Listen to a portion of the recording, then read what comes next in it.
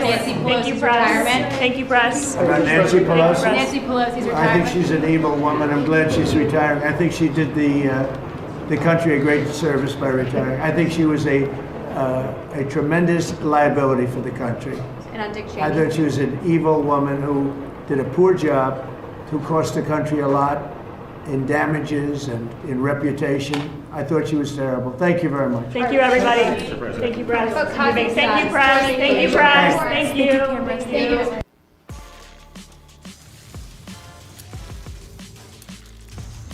Oh, here we go. Let's do this.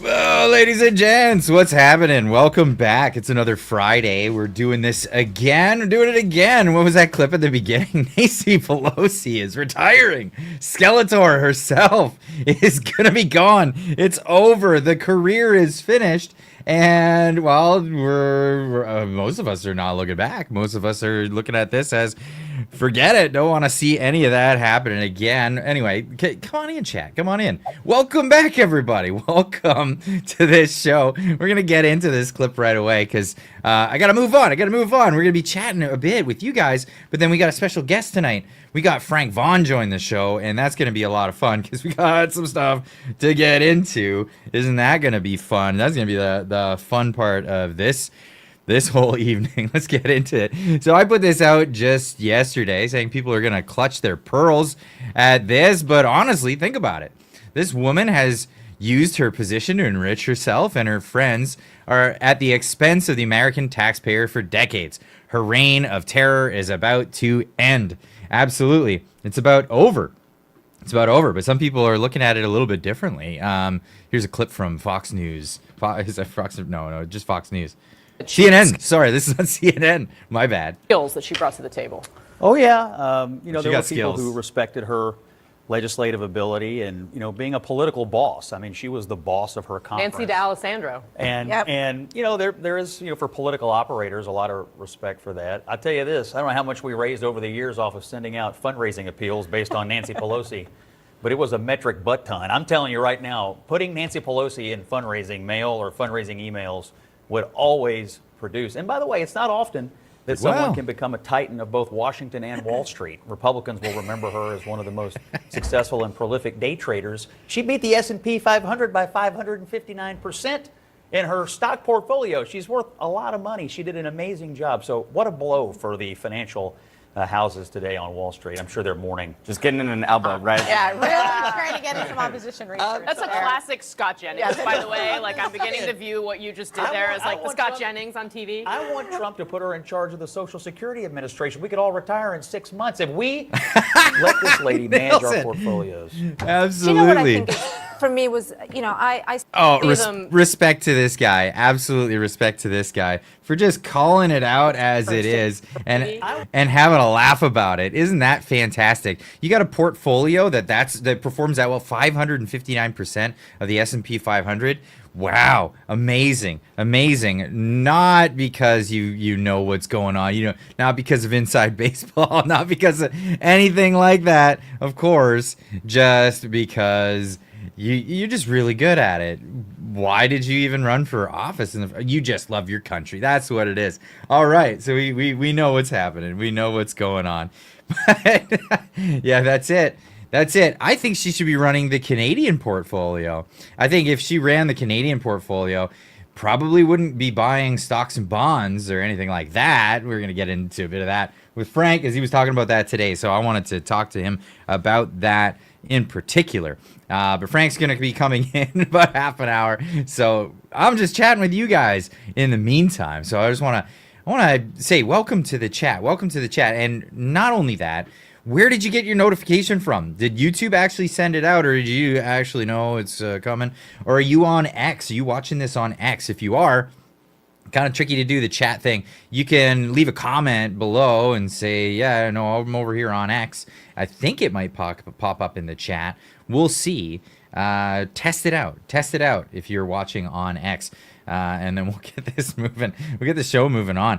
It's weird. I had it scheduled for some reason for 5:50 instead of or was it 6:50? I'm not sure. It just, the scheduling time didn't work out, so I just did some editing, and yeah, no, it was scheduled for like 6:30. Whatever. That's why people were not notified ahead of time. But we're streaming now, so this is how it's gonna roll, just like this. No notification showed up in my feed when I opened up my YouTube app just now. Awesome. Glad to hear that, Sarah. Thank you for joining. It said 9:50. There you go. There you go. Scheduling error. Alien time, or Saskatchewanian time, I guess. And isn't it like some people in Saskatchewan, they do the daylight savings time and others don't? Yeah, that's beyond me. The Archridge Farm did indeed sell meat and eggs for human consumption and will get 1.2 million from CFIA. Yeah, they don't, though. They don't. That's not what they do. But whatever. Who is that in reply to? I don't know. We'll see. I don't get it until 1935. What are you talking about? East Coast time. Yo, Utaka. CST. Time never moves in Saskatchewan. There you go. That's exactly what's going down there. YouTube stumbled me in. Cool. I'm glad to see that. Mr.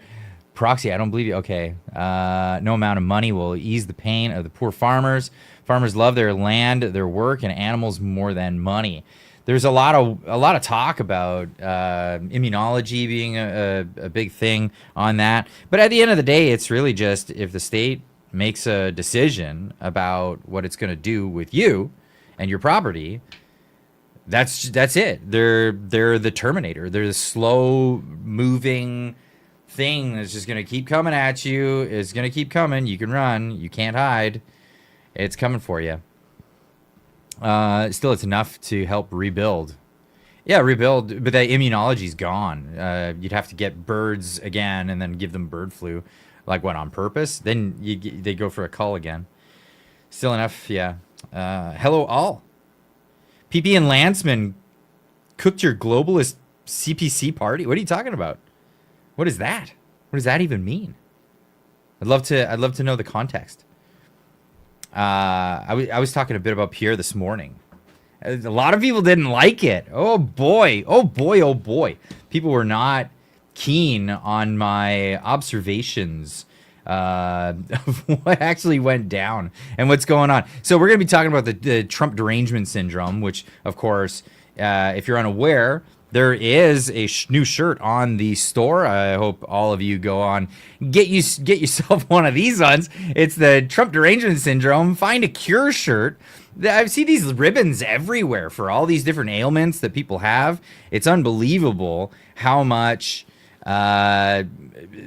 charities are out there and just awareness campaigns are out there. And I just want to make awareness for Trump derangement syndrome. It's out there. And wow, there's been an outbreak in Canada and it is just ravishing the land. There's so many people that have caught Trump derangement syndrome, and it's just, we need to find a cure. We absolutely need to find a cure. So get yourself over to the store. The link is in the description down below. It's ClydeDoSomething.com. Go get yourself a shirt. There's a bunch of other cool designs, actually. We've been working on a bunch. Of course, we have this is an amazing quote. We are the media now. I got this idea actually from Ezra Levant, because Ezra Levant famously during the last election was confronted by all the media and they were attacking him. And of course, he's a reporter too, but the government doesn't like him, and the government-approved media went after him. And he said, "You know what? Anyone with a cell phone is the media. We are the media now." That's exactly what that is. So, Elon said it. There you go. Elon said it as well. Lots of people have said this. So, get yourself over there and get yourself one of them tees. It's yeah, and it supports the channel. It helps out a ton. That is actually true. When he bought X, yeah. When he bought X, that was a big deal because that changed the whole game. Absolutely. It changed everything. So, what was it? I was going to highlight something here. I don't know if I lost it, though. I was looking for a particular tweet, because this is what I want to get into with. So I want to get this. I want to get into this with Frank, but might as well bring it up now because it's really entertaining for me. So I put this out there, and a lot of people, of course, because most people that are Trump deranged don't realize they're Trump deranged.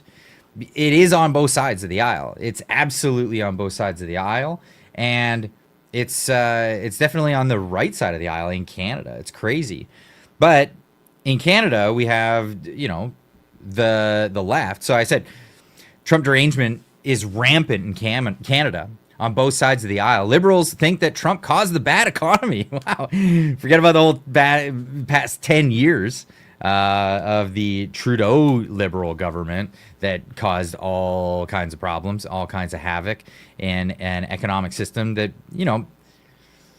let's say wasn't destined for the best. But, when you run Ponzi schemes, eventually somebody's going to have to be left holding the bag. But they definitely accelerated that. They made it come so much sooner. But yeah, the conservatives also think that Trump caused PP to lose. Each side rejects personal responsibility in favor of blaming the same scapegoat. That's right. We had both sides have that same scapegoat. It's Donald Trump's fault. I didn't do anything wrong. Trump came in and he spoiled it all for all of us. It would have been so much better if he didn't do that thing. Now, what was the thing that he did? Donald Trump apparently in an interview was asked whether he supported the conservative or not. And he just said, well, that guy's stupidly not a friend of mine. And we can pull up the clip. Mark Dietz, I think that says, you're not making sense. On one hand, you say TDS is rampant. On the other, that cons wrongfully blame Trump. Well, I think they wrongfully blame Trump. I absolutely think they wrongfully blame Trump. I don't have TDS, but I know he opened his mouth and landed the liberals a gift of a lifetime. Leaders are not supposed to do that. It was 10 times worse than Obama endorsing Justin Trudeau.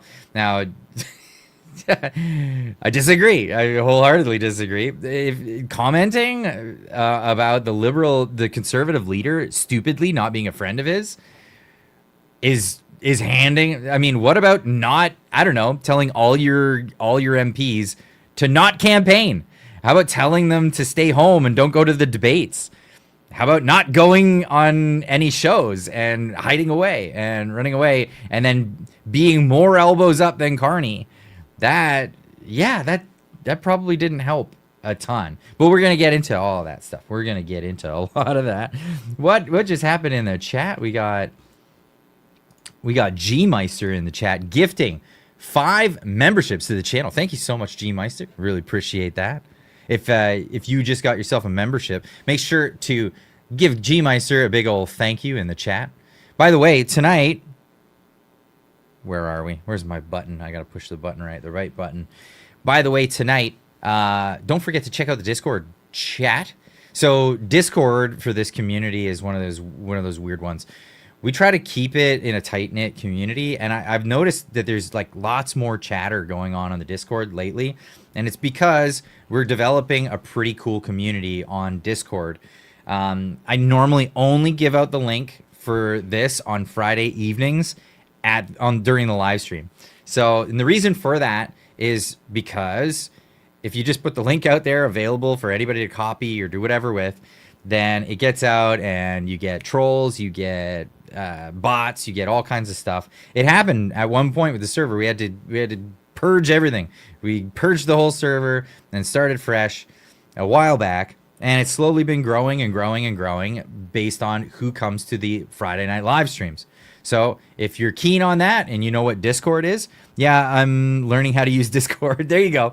So if you're learning how to use Discord and you figured it out, it's just another social media app, by the way, for those that don't know. And it's private servers where you can go in and there's chat rooms, but there's also a spot where you can voice and video chat, which is great. The Friday nights after the live stream, we head on into there and we do that.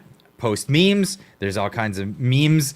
There's a meme channel just for that. So get on over there and check it out. Check it out. It's a lot of fun. The link is in there. G Meister just put it up there. He might pop it up again after I mention that again. It says PP is a paid pundit. He's a little piglet government trough. Yeah, I just think he's a failed politician at this point. I just don't think. I think he went with a really, really, really bad losing strategy, and it was a game ender. And at this point, we're kind of in a position where people are leaving the party. Like, it's crazy. It's insane. It's absolutely insane. And what are you gonna do? Are we gonna blame Trump for that? Is it Trump's fault that conservatives are leaving the Conservative Party in Canada? In fact, the funny part about this whole thing, and I laugh at this, is people say don't be more like Trump, because if you do, you'll never win an election. But those are always the same people that say Donald Trump could never win an election.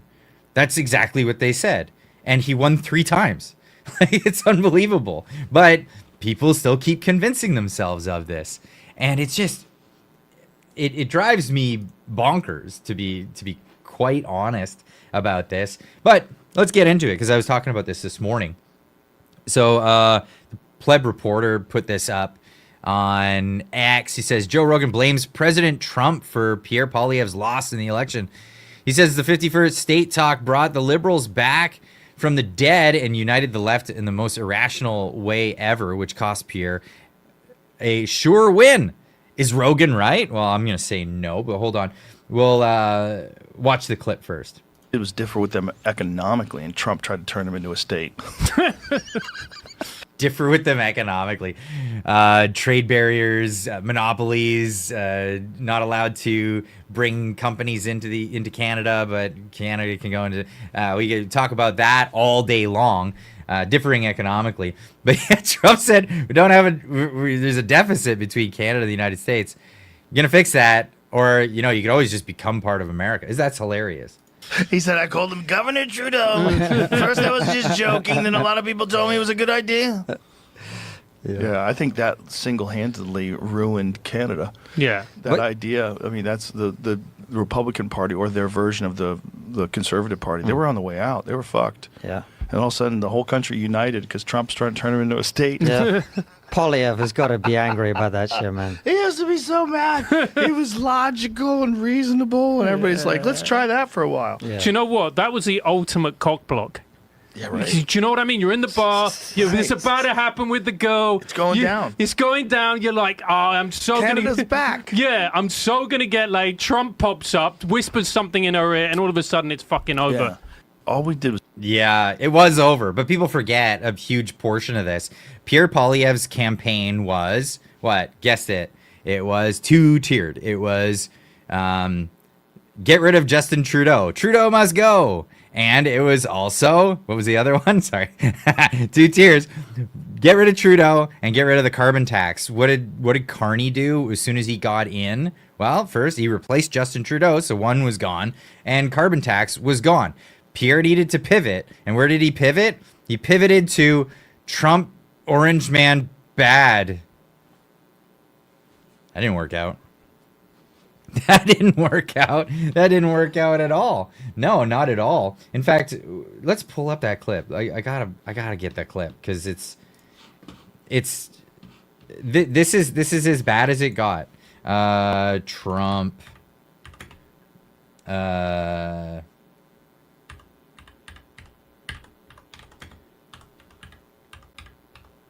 Stupidly, I'm sure it'll just come up. Stupidly no friend of mine. Here's the interview. I knew I'd find it right away. But here's the clip. This is what everybody what? This is Trump ruining it for Pierre Poilievre? Really? The conservative that's running is stupidly no friend of mine. I don't know him, but he said negative things. So when he says negative things, I couldn't care less. I think it's easier to deal actually with a liberal. So the whole thing was Pierre, rather than just ignoring what Trump was doing or saying, yeah, I don't agree with that, blah, blah, blah. he openly tried to attack Trump, and he attacked not just Trump, but American citizens, American people. And on his main speech, he said this. As Winston Churchill said, though, you can always count on the Americans to do the right thing after exhausting all other possibilities. So that was the face. That was the face of, we just insulted all Americans. And, you know, I'm a dual citizen. And I saw that and went, wow, I had your back, dude. That's a shit thing to say. So here's how it goes, right? Donald Trump, who cares what he said? You could come back and he say, yeah, whatever. He's no friend, whatever. And then perhaps, I don't know, try to campaign. The campaign was run away and hide. That was the campaign. Go to rallies, big time rallies, and have lots of people. And his rallies were huge. But the issue was that he didn't appeal to anybody else. Like, he really didn't. And this is what's crazy. Now, Brian Lilly wrote this article about this on the Toronto Sun saying, Joe Rogan says Trump ruined Canada by helping Mark Carney win. Joe, yeah, okay, that's his take. Now, here's Mr. Lilly's take on this. And we'll get into some of the particulars. Lost him the election. Hi, I'm Brian Lilly, political columnist with the Toronto Sun. Yes, it's absolutely true. Joe Rogan reached out to Pierre Poilievre's campaign. He wasn't the only major American media outlet or personality to reach out and say, hey, we'd like to talk to you. Now, get this. At the time during the campaign, I was like, I want Pierre to win. I want Pierre to win. I was actively saying I would like Pierre to win, but Pierre's not running a good campaign. This is a really, really bad campaign. What is he doing? He should be out and talking to the young people. He should be talking to people that would vote for him. And that's what needs to happen. People are telling me, Clyde, what are you talking about? He's doing these rallies and all the people are coming out. And the only thing I had to say to them was, yeah, people that are already voting for him. And this was the scene at these rallies, like lined up out the door. It was crazy, absolutely amazing. That's fantastic. But lining up at the door with what? Boomers and Gen Xers that were already voting for him. Where was he appealing to the young demographic? Now, I say this because Brian Lilly just makes something up from whole cloth out of the blue. And like, I'm sorry, you can't just make this crap up. You gotta back it up with something. Well, here's the reality. Pierre Poilievre turned them all down. Here's Rogan talking about this on his podcast on Tuesday. I offered to have that Pierre guy come on the podcast. Really? He didn't do it. Wouldn't do it. Thought it was too problematic. Or whatever. Jordan told me, I forget what he said, but they were telling him not to do it. Like his advisors were telling him not to Pepperidge do it. Farms. Like, Hey, hey, dumbass. if they can't talk to you and have a conversation, hold up. You're not grilling people. You're not attacking people. Of course not. This is like a safe, the friend zone type thing. Okay, here are some other people that I can tell you from personal. What's this? What? Boomers voting for Pierre? I thought they voted for Carney. Yeah, overwhelmingly, boomers voted for Carney. But Pierre still had a large support segment of the population, the politically active people. A lot of people who are very politically active went out and they were going to these rallies. Now listen to what Brian says here. Knowledge and experience that reached out to Pierre Poilievre and his team and said, we would like to have you on. Ben Shapiro reached out. Ben not only reached out directly to Pierre Poilievre, he asked me, can you help me get him on? How do we get that political candidate from the Conservatives on? I don't know. Why don't you go check out the incestuous media reporters that have a revolving door that either become MPs, run for office, or are a permanent fixture of this apparatus. It's unbelievable. Yeah, this is actually how this all works, ladies and gents. You're watching how the sausage is made, and yeah, it's kind of gross. It's kind of gross to see what goes on there. But yeah, so Ben Shapiro, wanting to get in touch, had to go through a reporter. Because the campaign wouldn't even answer the damn phone to one of the biggest media outlets in the United States. Unreal. Glenn Beck's team wanted him on. Fox News wanted him on. Side point too. What's the reason why Pierre didn't want to go on U.S. media? Because he didn't want the Canadian media and the Canadian liberals to accuse him of bringing American-style politics to Canada. So right there already, there's a loss, right? When somebody else dictates the narrative and you don't come in and change it, all you do is change your behavior to not fit the narrative that they're painting of you. You've already lost. It's terrible. It really is. On the Nelk Boys, which is the one podcast I said he needed to go on big time because the main guy's Canadian and and is huge in the United States and is followed by the young demographic, which is the largest demographic upcoming, and generally don't go out to vote, but they're a bigger demographic than the boomers. So this is crazy that you're just, nah, don't need that. I've got a bunch of people already voting for me because he was looking at the polls and he's like, I got it. I'm shoe in. Cat's in the bag. I got it. So I'm just gonna roll with that. It's a Canadian originated podcast, the Full Send podcast. Started in Mississauga. It's Canadian and American now. It's got a huge audience. They also asked him on. So why didn't Poilievre go on that? Well, initially it was because they were so far ahead, they didn't need to do podcasts like that. They didn't need to do anything. They were having a 15 to 20. It could never go wrong. Always plan, because that's the conservative thing to do. Always count all your chickens before they're even eggs. Forget about if they're eggs in a basket. Count your chickens. Count them. That is the conservative thing to do, right? Isn't it? 20-point lead.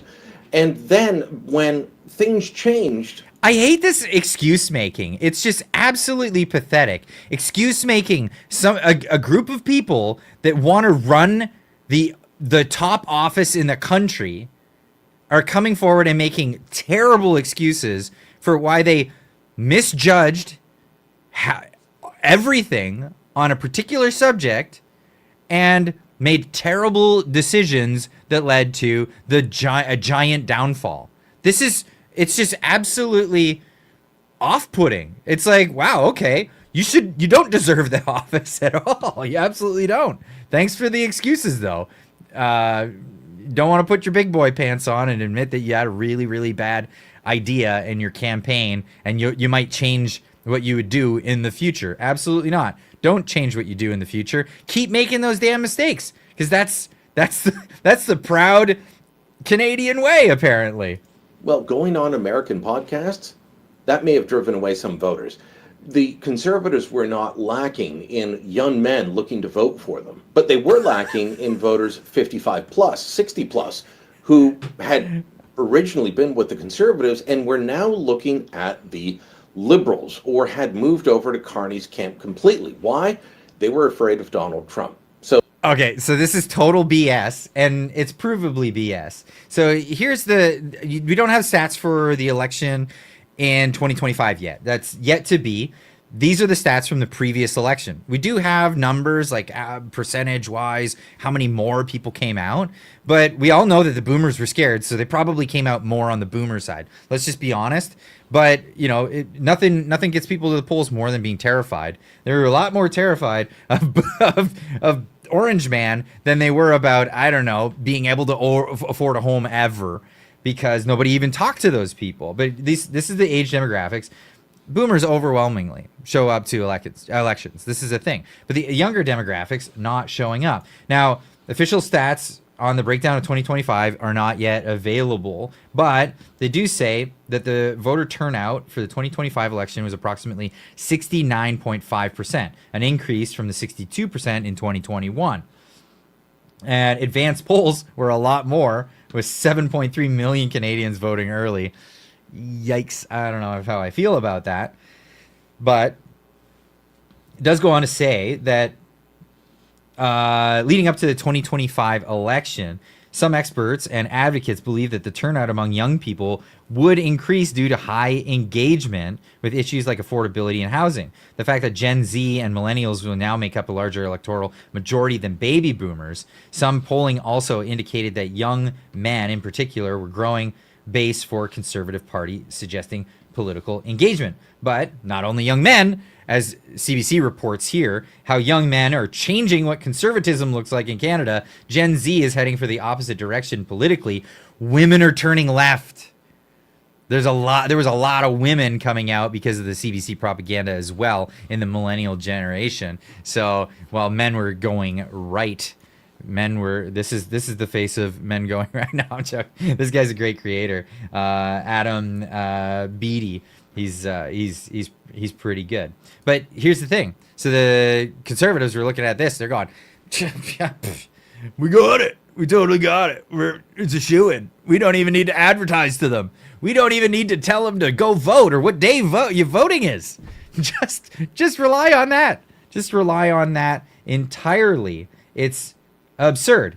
Now, PD podcast really dials this in, and I'm going to get to Frank right after showing this clip because this one really solidifies what I'm talking about. And you have to look at things from an outside perspective. I look at this on a Canadian perspective, or I don't want to say it. Another perspective is the United States. Or just outside of Canada, outside looking in. And from the outside looking in, it looked a lot like somebody didn't want to win the election. That's what it looked like. Or just too scared to even try. Our Booker Tony, sweet. He deals with a lot of different. He loves the camera. Okay, this guy. He definitely does. He deals with a lot of people that come. How nice is Tony? Tony's one of the best people I know. Pierre Poilievre's camp hung up on him twice. Like literally, just like no click. Hung up on him twice. And that's never, ever happened. So then I'm sitting there thinking my guy's the one who screwed up. Mm-hmm.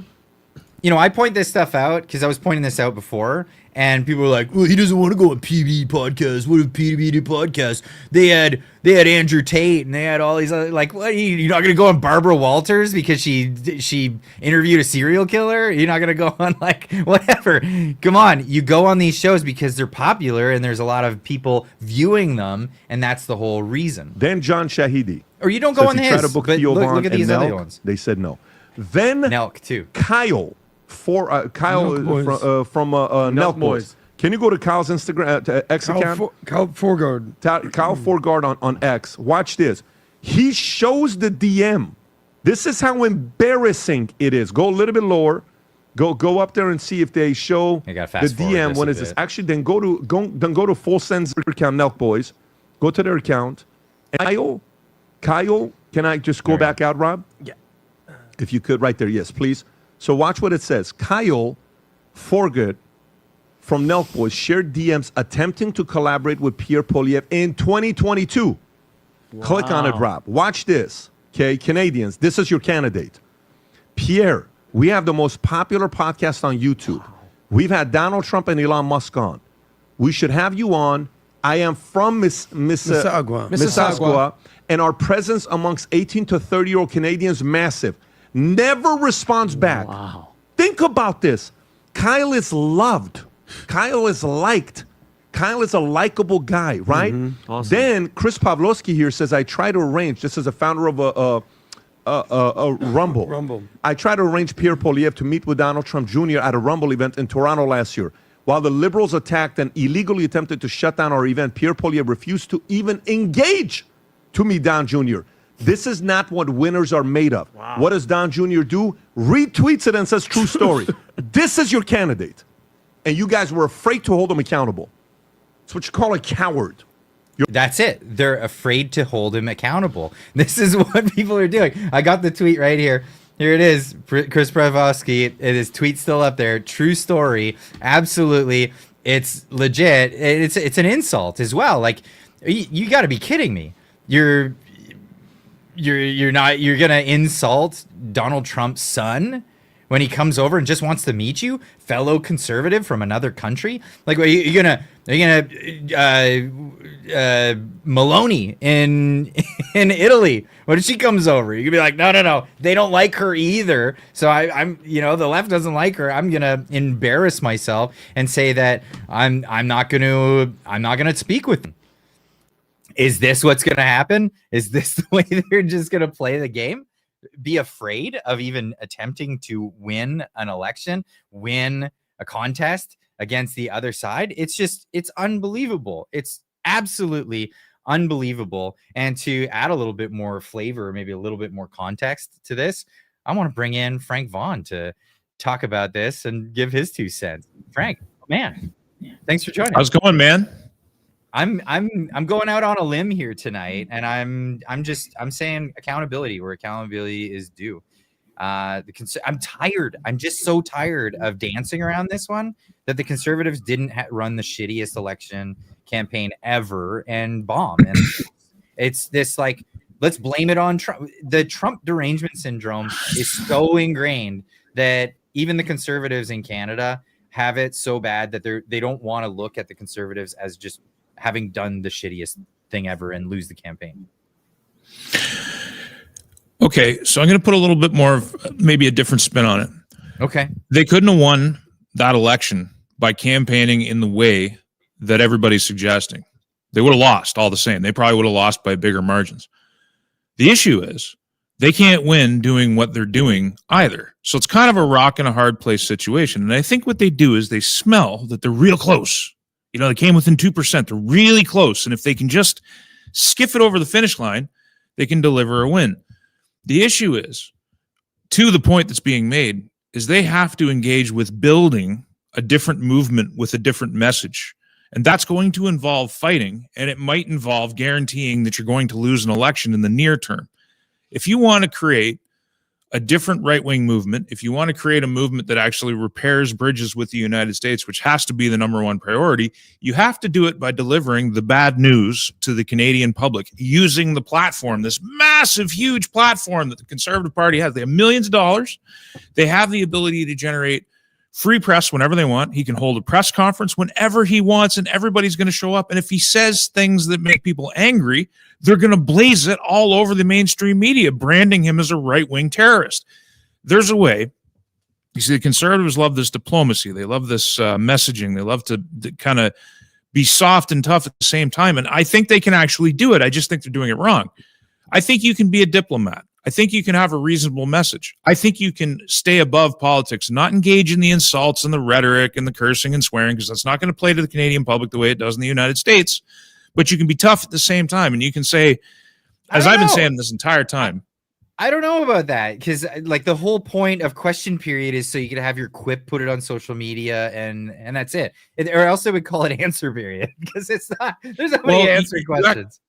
You highlighted the problem, or at least it was highlighted in the bits that I just saw over the last 10 or 15 minutes, and that is that there were two groups that were highly motivated to vote in this last election. The boomers massively turned out in favor of the Liberal Party because they're scared of the orange man, and their framing is out of date by decades. So the way that they view the world is out of date, and that's just the way it is. And I know there's a lot of boomers who watch my channel. I'm not necessarily talking about you. We're talking in general. We've been taking the mickey out of millennials for the last 20 years. So you know what I mean? Like, not all millennials are built the same way. Clyde's doing something rather than nothing. If he was a typical millennial, he'd be doing nothing, but whatever.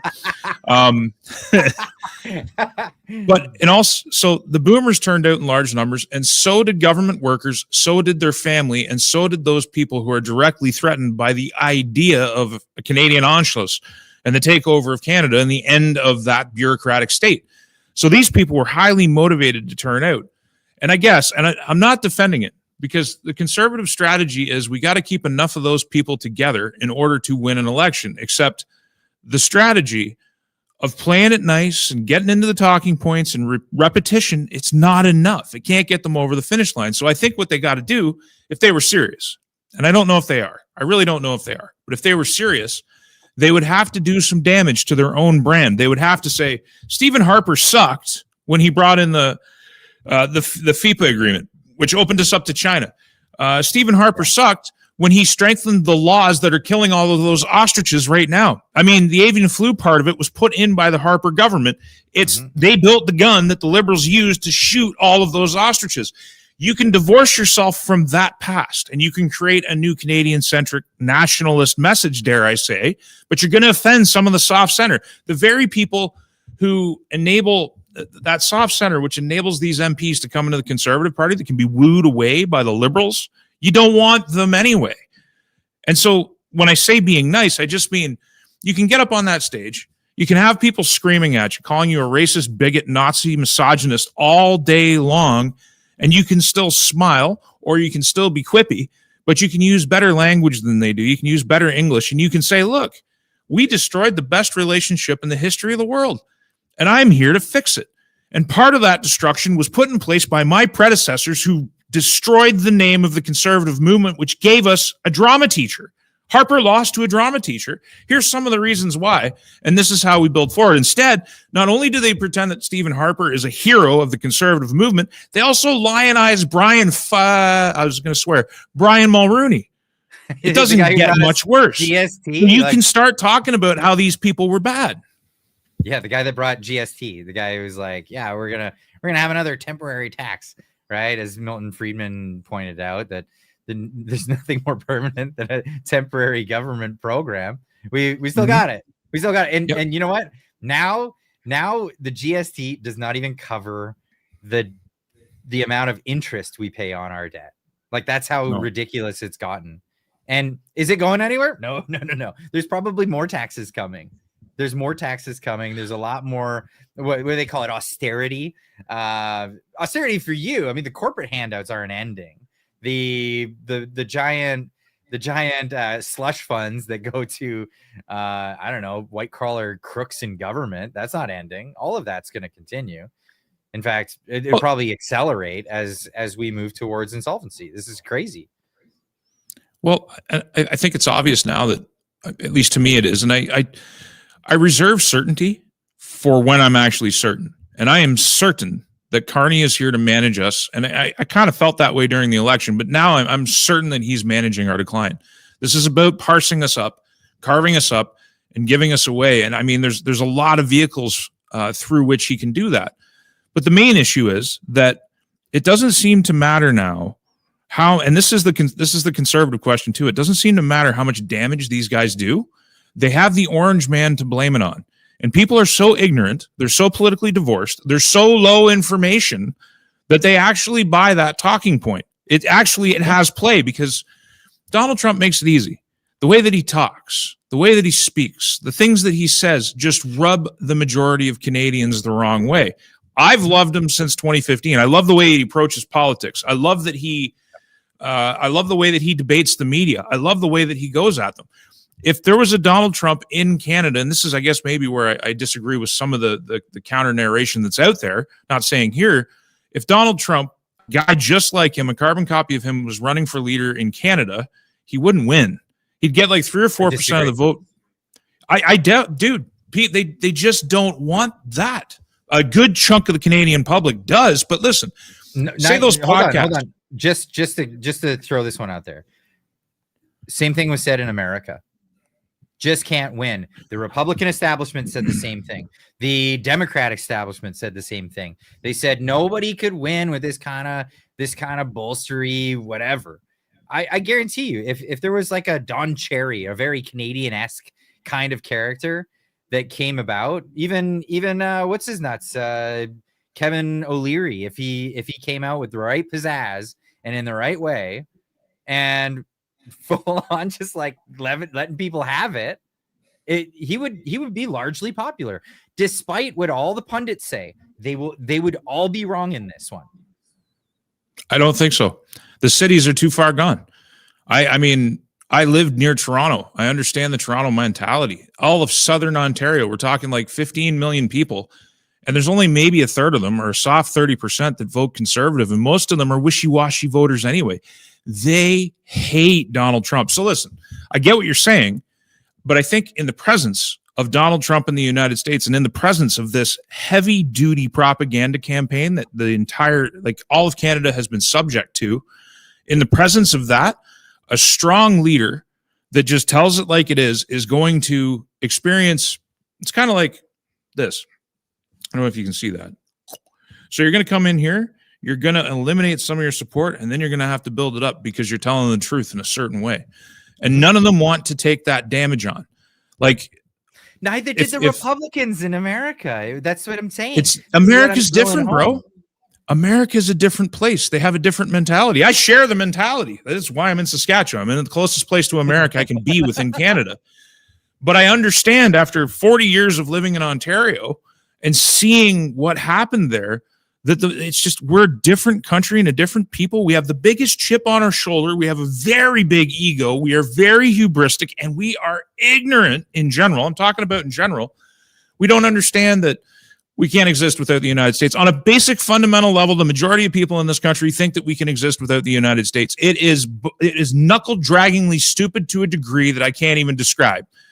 And the other thing is that we don't that we can be belligerent, that we can strategically cooperate with their enemy, their principal strategic enemy, and it's a different situation now. Trump came out the other day and he described China and the United States as the G2, and that signals the acceptance. I didn't hear that. That's funny. Yeah. No, it's a very important thing that he said. Nobody picked it up because it's acknowledging that China is the pure power, pure competitor, and they have to live with each other. And that's the truth. And so I've been saying for a while, when China and the Americans start mending fences, and it's complicated because they're probably heading towards conflict, at least on an economic level of a greater degree, but nobody's ready for it yet. There's a lot of pain involved in that conflict. Mm-hmm. While they start mending fences, Canada's just going to be stuck in the middle in this big tug of war. We've pissed off the Chinese, we've pissed off the Americans, and we're acting like we can do without them when we have deindustrialized and we don't make anything. So like all this is to say, to just circle it back around, Canadians are out of step with reality. And the majority of Canadians, I think welfare, social systems, expectations, like these things have insulated Canadians from the tough reality of the outside world. But we don't have a military. We are broke. This guy Carney he's going to add, it's going to be $500 billion by the time he's done. But mark it on the calendar. Somebody screen grab this. It's going to be $500 billion. It's not going to be $300 billion that he's going to add to the national debt. And at the same time, all those panicked government workers that turned out in droves to vote for them, now they're finding out they're going to get a 15% haircut. So at the same time as the bureaucracy is being shrunk, we're going to add to the national debt, and we ain't going to build a thing. None of this is going to turn any revenue. At the same time as we want to divorce ourselves from the United States, like it doesn't make any sense. And to the Conservative Party, they don't have the willpower to communicate that message. I'm in agreement that they need to. But in their minds, they're so close to winning that they can't rock the boat. And it's like, nah, man, you ain't getting it over the finish line. As long as Trump exists, these guys could burn Toronto down economically, and they're still going to be like, it's Trump's fault. They believe that. Like they actually believe it. They don't understand reality. Canadians believe this so much that even the Conservatives are convincing themselves of it. And this is what I'm getting at. Instead of blaming themselves for running a bad campaign, instead of saying, coming to grips with the reality that maybe just people don't like conservative ideas, perhaps as you're suggesting, they just won't come to grips. It's got to be Trump's fault. It's got to be that. It's got to be the other side. Like it's holy crap. What was the announcement that was just made? Because everyone's saying, you know, tariffs, they're not gonna actually bring money to the United States. It's Americans that are paying this. It's all just smoke and mirrors. And I try to explain tariffs to people that just don't get it. But the reality of the fact is they actually pulled in a lot of revenue. In fact, they just made an announcement that they just pulled in $600 billion worth of revenue. I got the clip right here. It's amazing. This is Carolyn Levitt saying just how much they pulled in. Country. In fact, this year alone, we are going to cut the deficit by $600 billion, namely because of the president's effective use of tariffs. And the president strongly believes that economic security is a matter of national security, and tariffs have a lot to do with that. And this case is not just about President Trump. It's about the use of this emergency authorization for tariffs for future presidents and administrations to come. And we're confident and hopeful that the Supreme Court will do the right thing. So like they clearly they see what's going on there, and they see that as like, we're doing the right thing. We've made a great decision. Obviously, they have the Democrats don't like this, and they're fighting every step of the way. But it's working, and Trump supporters are totally. They feel vindicated with their votes. They feel this is a good thing. Right? Awesome. We're doing great. Canada turns around and says, no. Lowering prices around your country is all smoke and mirrors. Actually, Trump is screwing you over, and it's going to cost you more money. Well, how would the average American's going to look at that and go, the hell are you talking about? They don't even know. We don't factor in. Like any American I talk to just doesn't. They express fascination and a lack of a need to understand why Canadians are so hysterical. It's like somebody, I've often said, it's like a preacher on the street screaming, about the end of the world. Everybody just kind of walks by. Maybe they throw a buck in his cup to buy him a coffee, but they stay on their way. And like, more to the point of the CPC's bad campaign, like I agree with that. Apple eating Pierre was a good, edgy balance for Canada. He could be combative, but he could be sophisticated. And I guess that's really all I'm getting at, is you need to be combative and sophisticated. And what happened was dropped, it was over. Yeah, no, I mean, he became talking point CPC. Like all the things that made Pierre a good, effective leader, which is his oration, his ability to argue on the fly and deal with things off the cuff. That's what you got to have in a leader. They got to be free to just engage, especially if they can speak English and they're very good and knowledgeable and they care. Don't script them. Trump drifts off script all the time, and he appeals to Americans in the way that he does it. Poilievre appealed to a greater degree or a greater segment of Canada by being sophisticated and combative at the same time. When talking point smiling guy trying to convince the boomers that he was a good guy came out, he looked fake because he was fake. That's not who he is. That's a scripted act, and people saw through it. And sure, the Conservative Party, they did get the largest vote share they've ever achieved in an election, and that is somewhat of an accomplishment. But it looks like a high watermark from where I'm sitting now, with the bottom of the Conservative belly falling out, with one guy crossing the floor, another guy resigning, and I don't think we're done with that saga just yet. No, if they can avoid an election and cobble together a majority. The big red machine is going to sell it to the Canadian public. And when I say the Canadian public, I'm speaking of Toronto, Montreal, Ottawa, and the lower mainland of BC. They're going to, in Quebec City and pretty much the Maritimes. There's some people in rural Ontario who get it. They're going to sell it to the public as necessary compromises for saving the country from Donald Trump.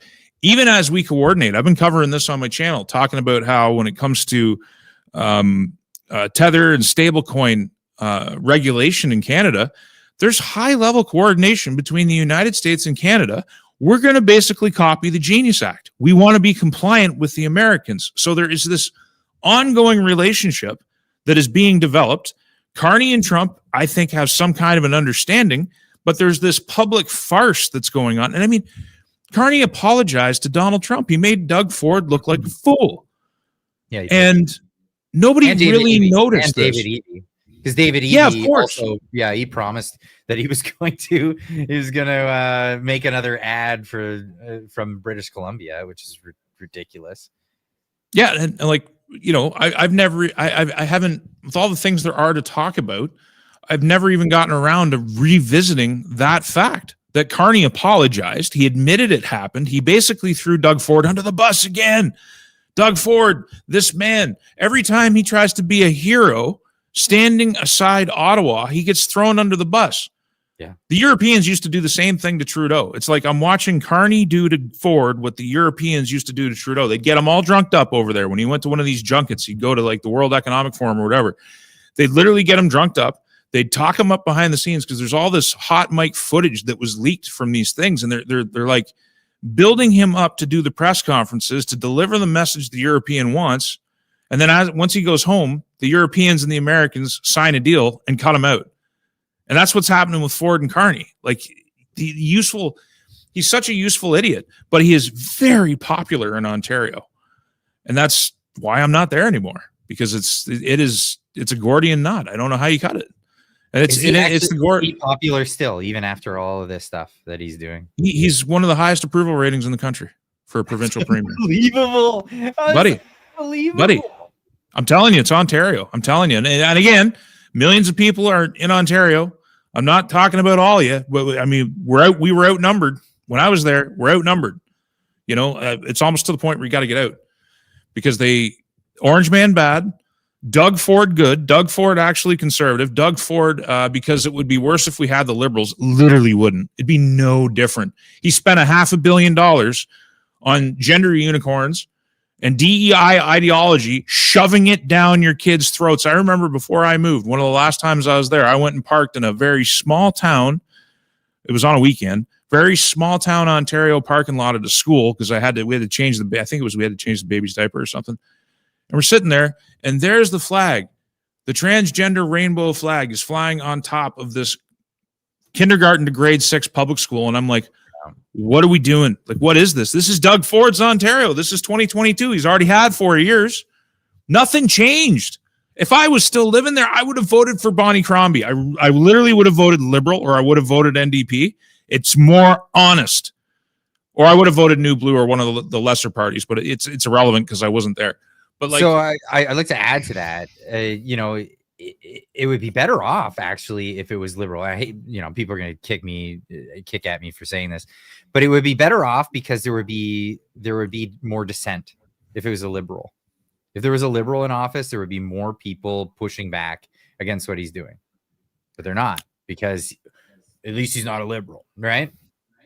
And it would repudiate the approach. If Doug Ford can't win by being a soft centrist, then the PC party might actually have to consider its approach. I thought the CPC was doing that. I mean, they went through Andrew Scheer, who I actually think, you know, in retrospect, I think Scheer's a good guy. I just don't think he was equipped to be leader. And then they had Aaron O'Toole. I love people gloating about like having the favor of the dairy lobby at his when he won the nomination. He came out with a carton of milk. That was a real touch.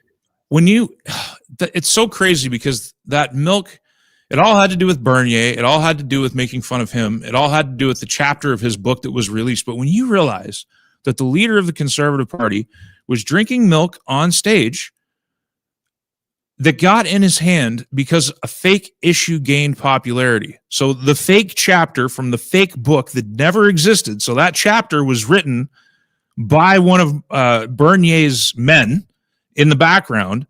There was never a book. The whole thing was fake political orchestration, and yet somehow it led to Andrew Scheer with that thing. It was all so fake and synthetic. Everything that's ever come out of the CPC has been fake and synthetic until perhaps Pierre Poilievre. That was the promise. He's the chosen one. There's no one else. Like, where else is the CPC going to go? Who else they got that's got that kind of draw? But he somehow managed to put himself in a leash and became talking point Pierre, and it's not good enough. And you have to start delivering the bad news to the Canadian public, and then you got to go and fight for it. You have to argue it. You got to make the debates. I think of Donald Trump in one of his first press conferences back in 2015. He had Jorge Ramos, which was a Univision reporter, in the room. Jorge wouldn't shut up. He kept talking about how humans can't be illegal, and he's doing all this, this protesting stuff instead of being a journalist. And Trump sicked security on him, kicked him out of the room. So then they went on with the press conference for another 5 minutes, and then Trump invited him back in, proceeded to debate him for 7 minutes. I never seen anything like it in my life. It sticks in my head as one of my greatest political memories. I watched him take apart Jorge Ramos, and they called him a racist, and they did all this stuff, and he won his election. There's room in Canada for that type of approach. It's not going to be a guy from Manhattan with that accent talking the way that Donald Trump does. It's going to be something different because it has to be. There's only one Trump, but you got to start doing it. And talking point Pierre can't do it. You know what the most disappointing thing was getting behind the candidate in my riding and then him not showing up even for the debates, because apparently there was a prerogative from central office or whatever. Who cares? Show up for the damn debates. What do you do? Like, how do you, in all intents and purposes, it feels like they threw it. Or just What else low would you effort. call it? I don't know. I don't know what. I mean, I don't know if we'd be substantively anywhere different, because it's interesting how Carney's trying to develop, a platform on bail reform and various things that the Conservative Party promised. But when it came to tariffs, when it came to the United States, there's not much difference between Poilievre and Carney, and or at least publicly. I think Carney's privately someone very different, but I think Poilievre meant it when he said it. So I'm not sure we'd be substantively anywhere different. I think the most important issue facing Canada right now is our relationship with the United States. And every single political player on the stage has a toxic issue, except for perhaps Daniel Smith and Scott Moe. But as far as I'm concerned, they're still too lukewarm. They're still flirting too much with Canada, and Canada has no intention of letting us prosper. No, and I've said it many times. Canada's number one commodity is its proximity to the United States. It really is. Yeah. It really is. Like a lot of other nations around the world have oil and have trees and have. I mean, what if the Congo was right next to the United States? You think it would be their cobalt that was their number one commodity? No, it would be the fact that they're right next to the United States. Mexico realizes this. They understand this. Mm-hmm. They know this full well. And of course, they're the manufacturing base of the United States because they kind of sold that one out. And that's unfortunate the way that worked out with free trade agreements of the past. But Canada's throwing this one out. And it's a bit of a baby in the bathwater scenario where everybody's got their head in a tiff because their feelings are hurt. Yeah. What do you do with that? And honestly, like when it comes to geopolitics and when it comes to relations between countries, the populace's misguided emotional reactions to things shouldn't be the lodestone, shouldn't be the guiding star, the thing that we're trying to follow and get to. We have a distinct lack of leadership in this country, honest leadership.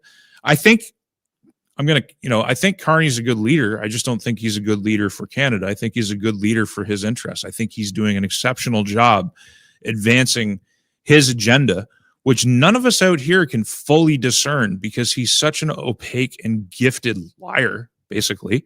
He can speak out of both sides of his mouth, and his body language will ring true. If it rings at all, it will ring true.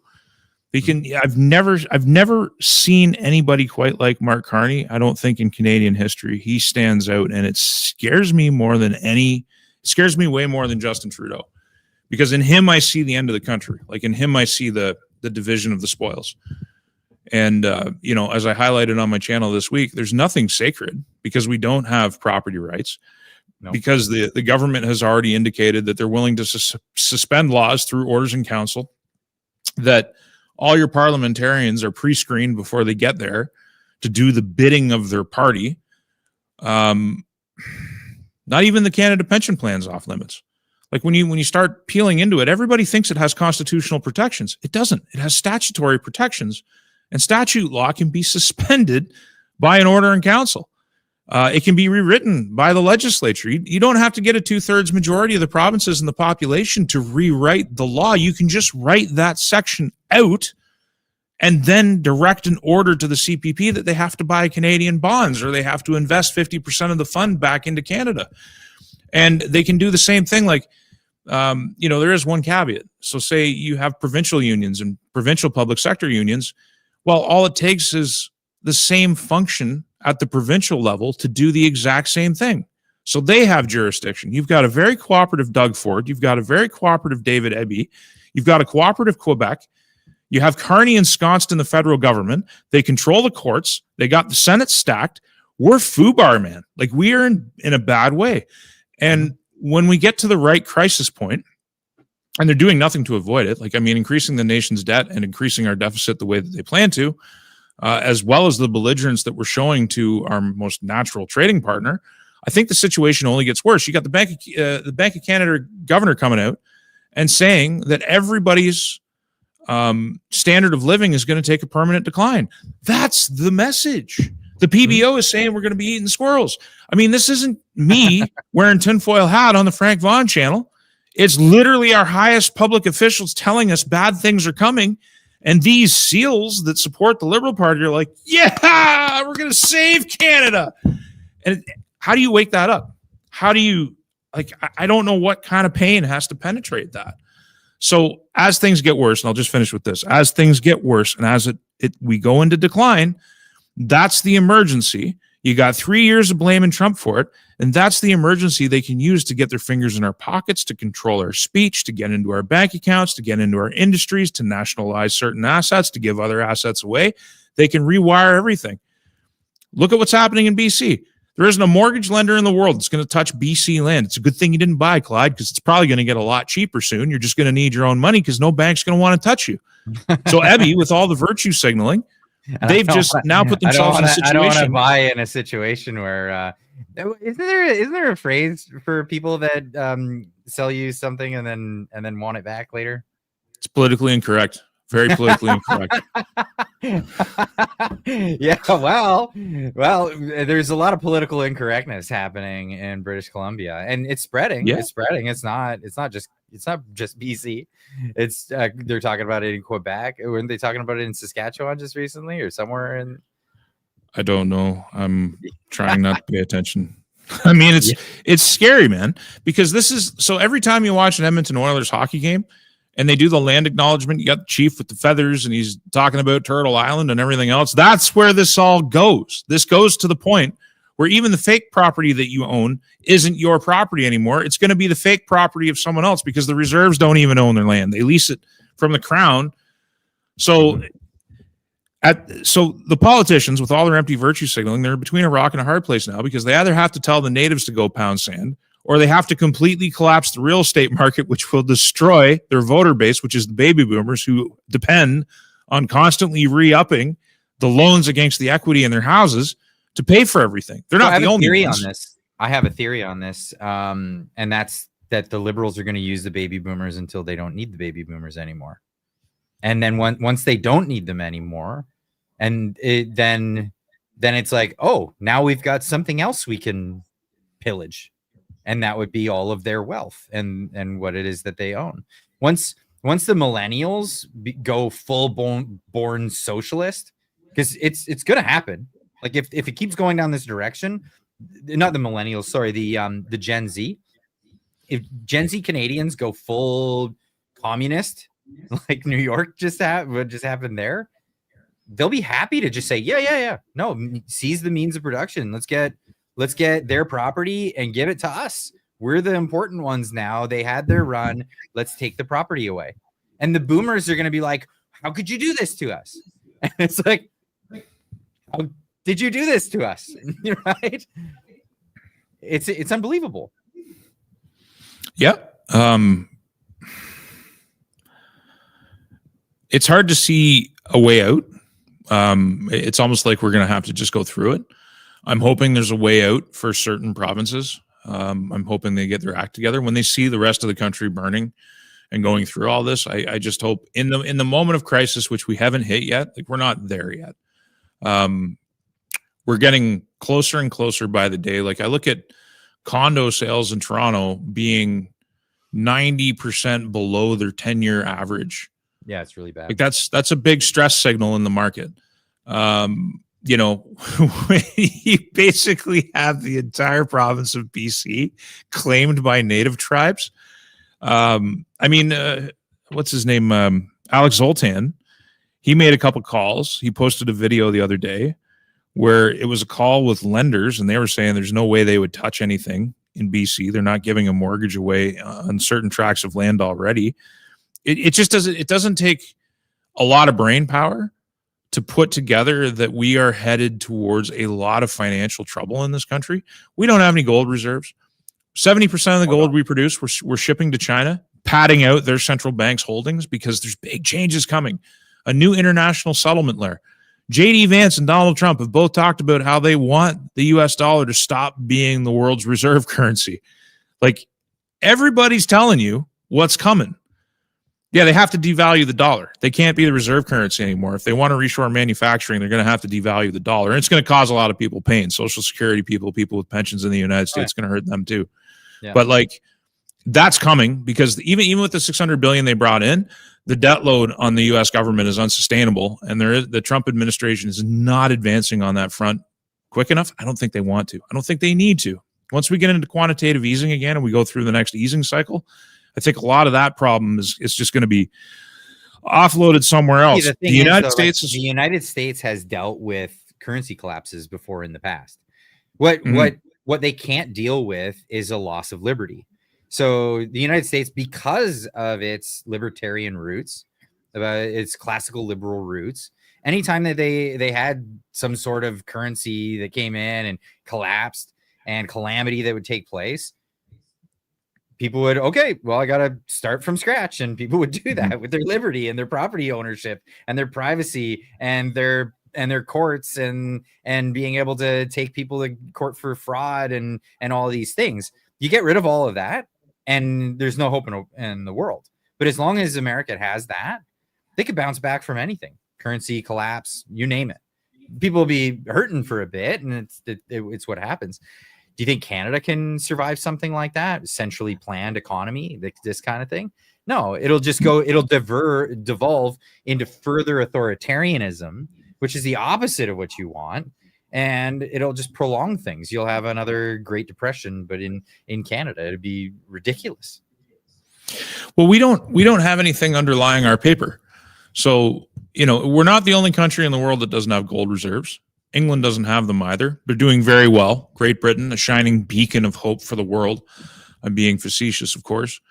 But the Americans, the inflows of gold and silver into the United States are big. The inflows into India, into China. And it's all preparing, I think, for a new international settlement there. And I think BRICS is part of it. I think if the Americans end up joining BRICS, I think that'll be a watershed moment, and you'll know you're at the inflection point. It's the Federal Reserve note has had a good run. As far as fiat currencies go, it's lasted a long time. I mean, we're talking about a 100-year run, but it's coming to an end. And I'm not talking about as a reserve currency. I'm talking about the fiat system. It depends on where you score it. You can score it where Nixon went off the gold standard in the 70s. Doesn't matter. We're at the end of the run. That's the only point anybody needs to understand. The U.S. economy is in far better shape than the basket of currencies that are pegged against the U.S. dollar. So we're all kind of going down in real time, but some ships are sinking faster than others, and the U.S. ship is going to be able to offload their people onto another boat, I think is the idea. Whereas Canada, all we have is the blood under our feet. Innovation. There's innovation happening in the United States. There's widgets being made. There's things being produced. This is something that the United States excels at, and they still do. It's not just the biggest consumer on the planet. It's one of the biggest producers on the planet, and innovators and idea countries. Like a lot of great ideas come out of the United States, where other nations don't really excel so much. Canada, what do we have? Nothing. We don't do R&D. Most of our medical improvements come 5-10 years late, and they mostly come from the United States or from Europe. We're not advancing on a manufacturing front. Our manufacturing is leaving. I mean, I understand why. Again, I've said it before. I feel like a broken record, but Doug Ford pouring out that bottle of Crown Royal and harassing some British company that has nothing to do with the United States because they wanted to close a bottling plant in Ontario and saying, we're going to pull all your liquor off the shelves if you don't do what we want, sends a great big signal to the world that if you're stupid enough to invest capital in Canada, you're going to lose it all.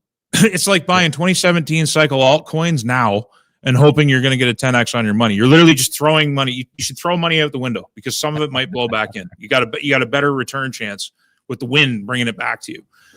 Mm-hmm. And that's the message we're sending to the world. So no, I mean, so what does the government have? What does our fiat money system have? It has bonds, which are basically a claim against the future productivity of the Canadian taxpayer. It's a claim against your taxes.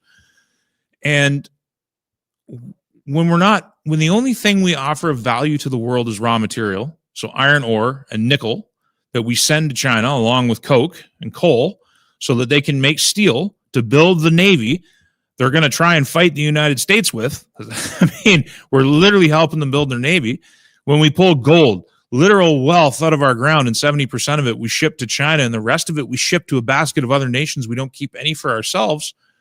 We're not taking any of our own raw materials and building finishing products. We're doing a bit with board. So like MDF and some of the stuff we do in the lumber industry is the world needs that. So we're shipping some finished product that way, but a lot of it is raw.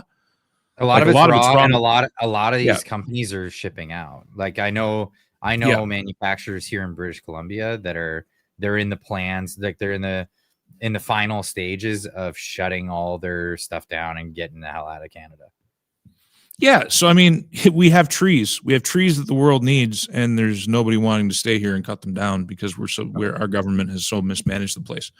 Yeah, and I guess what I'm trying to do is I'm trying to present a list of what little we have left that's of value to the world, or even value to Canadians. Like we don't have a lot to underpin the value of our dollar, and with the government just promising to borrow more and not really building anything productive with it, like I just think we're heading off a cliff. And I think they're telling us. Bank of Canada governor's telling us. Mark Carney told us during the election campaign. Have you ever seen anything like it, Clyde? Where a politician, in the pictures that he poses for, it's all dark tones, very dark. The browns are dark, the reds are dark, the suits are dark. There's dark shading. The messaging is Canada's coming into a series of massive crises and emergencies, and we're all going to have to tighten our belts. And people are like, I'm voting for that. I'm voting for the guy that's going to give us squirrels to eat. I'm voting for that. So like you're up against this massive propaganda campaign that has worked masterfully, probably one of the best in the entire history of the world, underlying a political class that's pretty much telling us exactly what they're going to do. They're going to make us suffer, and they're going to blame Donald Trump for it. I don't know how Canada survives that. So there was one speech from another place that did the same imagery, and that was this speech. Dark Brandon, yeah. You remember that? Where the MAGA Americans are the biggest threat to the United States and the homeland. Like that was crazy. It's stuff like this that makes me actually makes me think sometimes the whole damn thing's rigged, because like who signed off on that? What political aid? Picture there's a whole herd of Jenny Burns behind the scenes of Joe Biden, and they're all just like, this is a good idea. Get them up there. Get them in front of it. Oh man, yeah, Dark Brandon. That was a sight. But yeah, as soon as you started mentioning that, but yeah, Carney had some dark imagery. Yeah, with his campaign. It was unbelievable. It's one of the darkest. I've never seen a person be successful campaigning on a message of doom, and he really was doomy.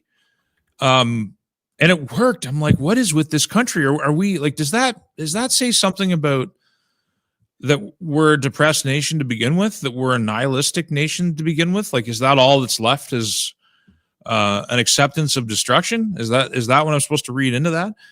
I'm not playing the game. Look, you didn't even mention my shirt, man. Look at this. The Hawaiian shirt. I love it. Hawaiian shirt, man. Absolutely. I'm not wearing one. I mean, come on. The weather. I'm not buying into the doom. Canada anymore for the next, 8 months. So I put them away. I put them in storage. They're coming out when the weather's good again. I was going to give you advance warning. I'm like, you got to wear your brightest, loudest Hawaiian shirt because you're never going to see Frank wear Hawaiian again. Never again? What? Come on. Well, maybe. When I get you to come down to Texas, you'll want to only wear that. You'll be like, the weather's too nice here, man.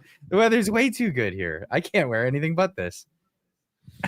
But yeah, it's cold. Cold is what it is. So the flannel is what it is. Sticking with it. Yeah, it got cold here too. I think it's minus 15 tonight. So we're into it. I like it though. I like winter. I love it. I get happy every single time the ground turns white and the moonlight's reflecting off it. I like to be warm inside looking at it, but I still like it for sure. I never feel The worst for me is like in the winter when you have to take a shower and it's like it's getting out of the shower. Like the shower is nice, but getting out of the shower is the worst thing. You're wet and you're in a cold house. Yeah, I can't. Well, I'm not. Yeah, you live in Canada. You can't afford to heat the place. No, absolutely not. No. And there's only so much warm water. Yep. That's it. Doesn't matter how big that tank is. Let's get to some of these chats here. There was a bunch that came in. Sasquatch Chronicles for 1999 says, it's eye-opening as an American to see how much of a superiority complex some or most Canadians have and how anti-American they are. I love the channel, Clyde. Frank Vaughan is awesome, but Canada is a Karen of a country. You got it. You absolutely got it. It's unbelievable. You can't really argue with it. And you know, you said you have the American sentiment. I mean, obviously I do. I am American. So always growing up in a border town with my mom was Scottish and my dad's American, always having this like hearing about the anti-Americanism. Why? I don't understand it.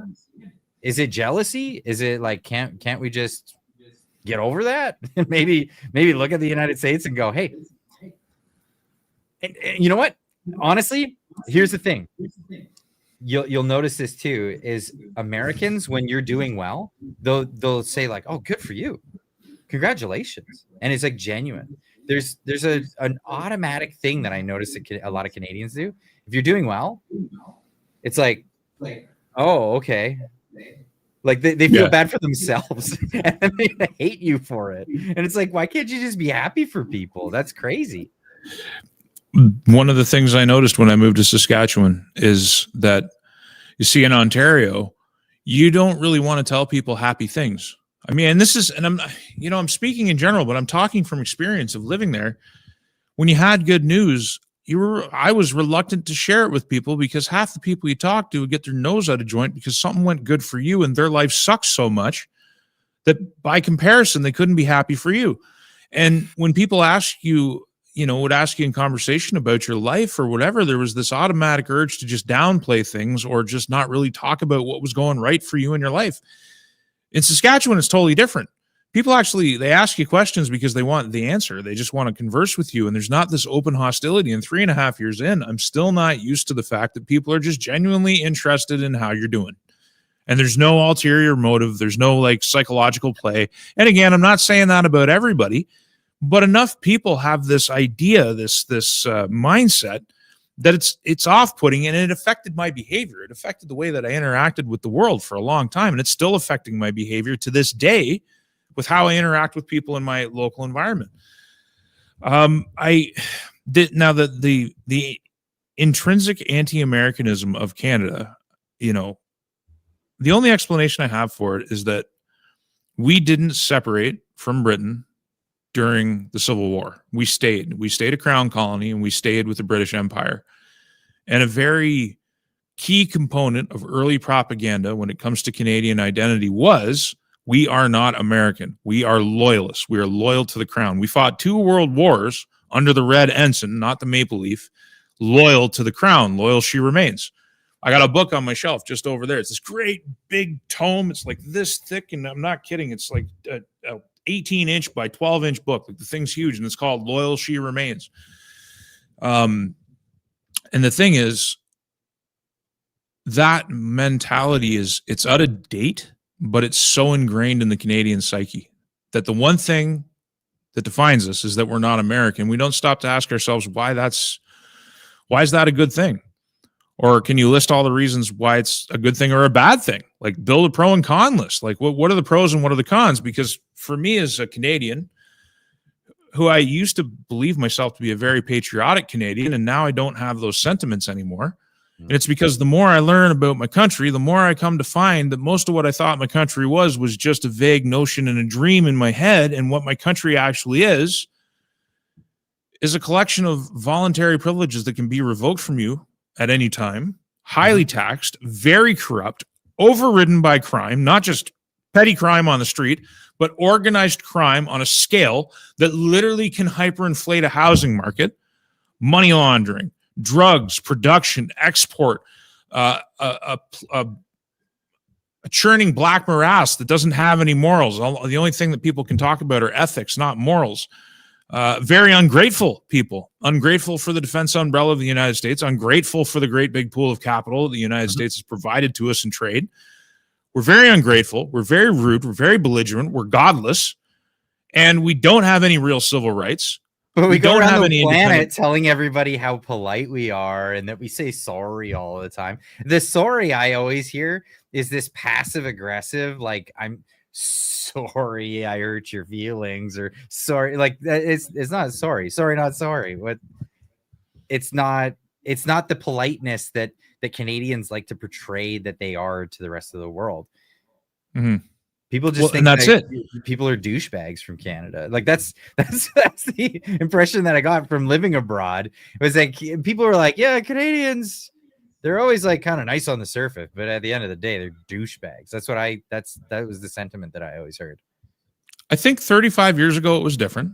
I really do. But whatever we had 35 years ago has been squandered a long time ago. And we're not entitled to the high opinion that we have of ourselves. And I think most of the nation, especially after the era of Trudeau, you have to understand, the Europeans didn't like Trudeau. They just thought he was useful. He was kind of like the village idiot. Whenever he went to these gatherings, nobody wanted to talk to him. They'd literally start meetings without him just to keep him out of the room for a little while. Like you could see the same pattern over and over again.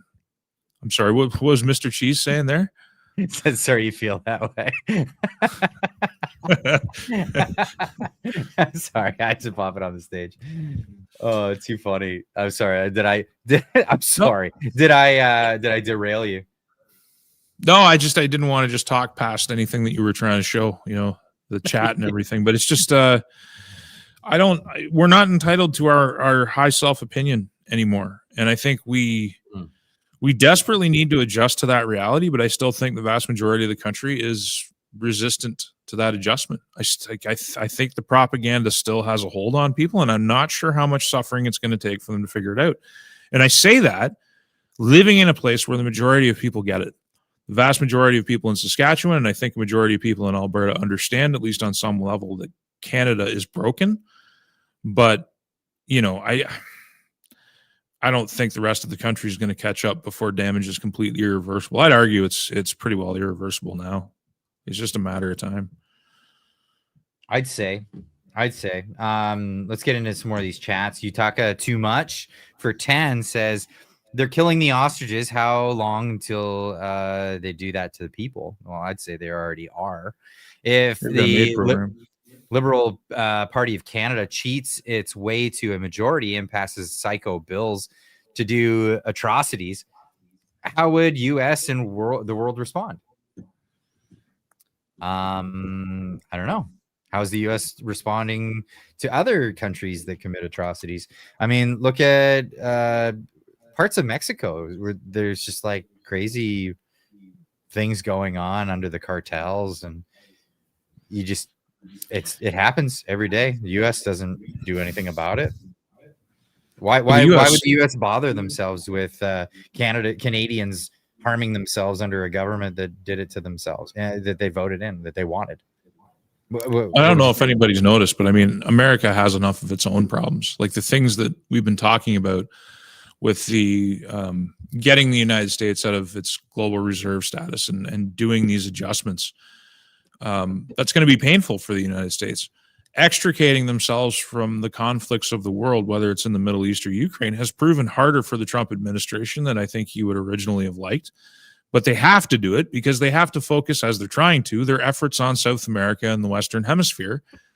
Because in a multipolar world, as Donald Trump indicated when he referred to China and the United States as the G2, it is a de facto recognition of the situation as it sits right now. And that means the continental focus is that much more important. And to do that, the Americans are going to need all the resources they have, because they're not, the U.S. government is not unlimited in its resources.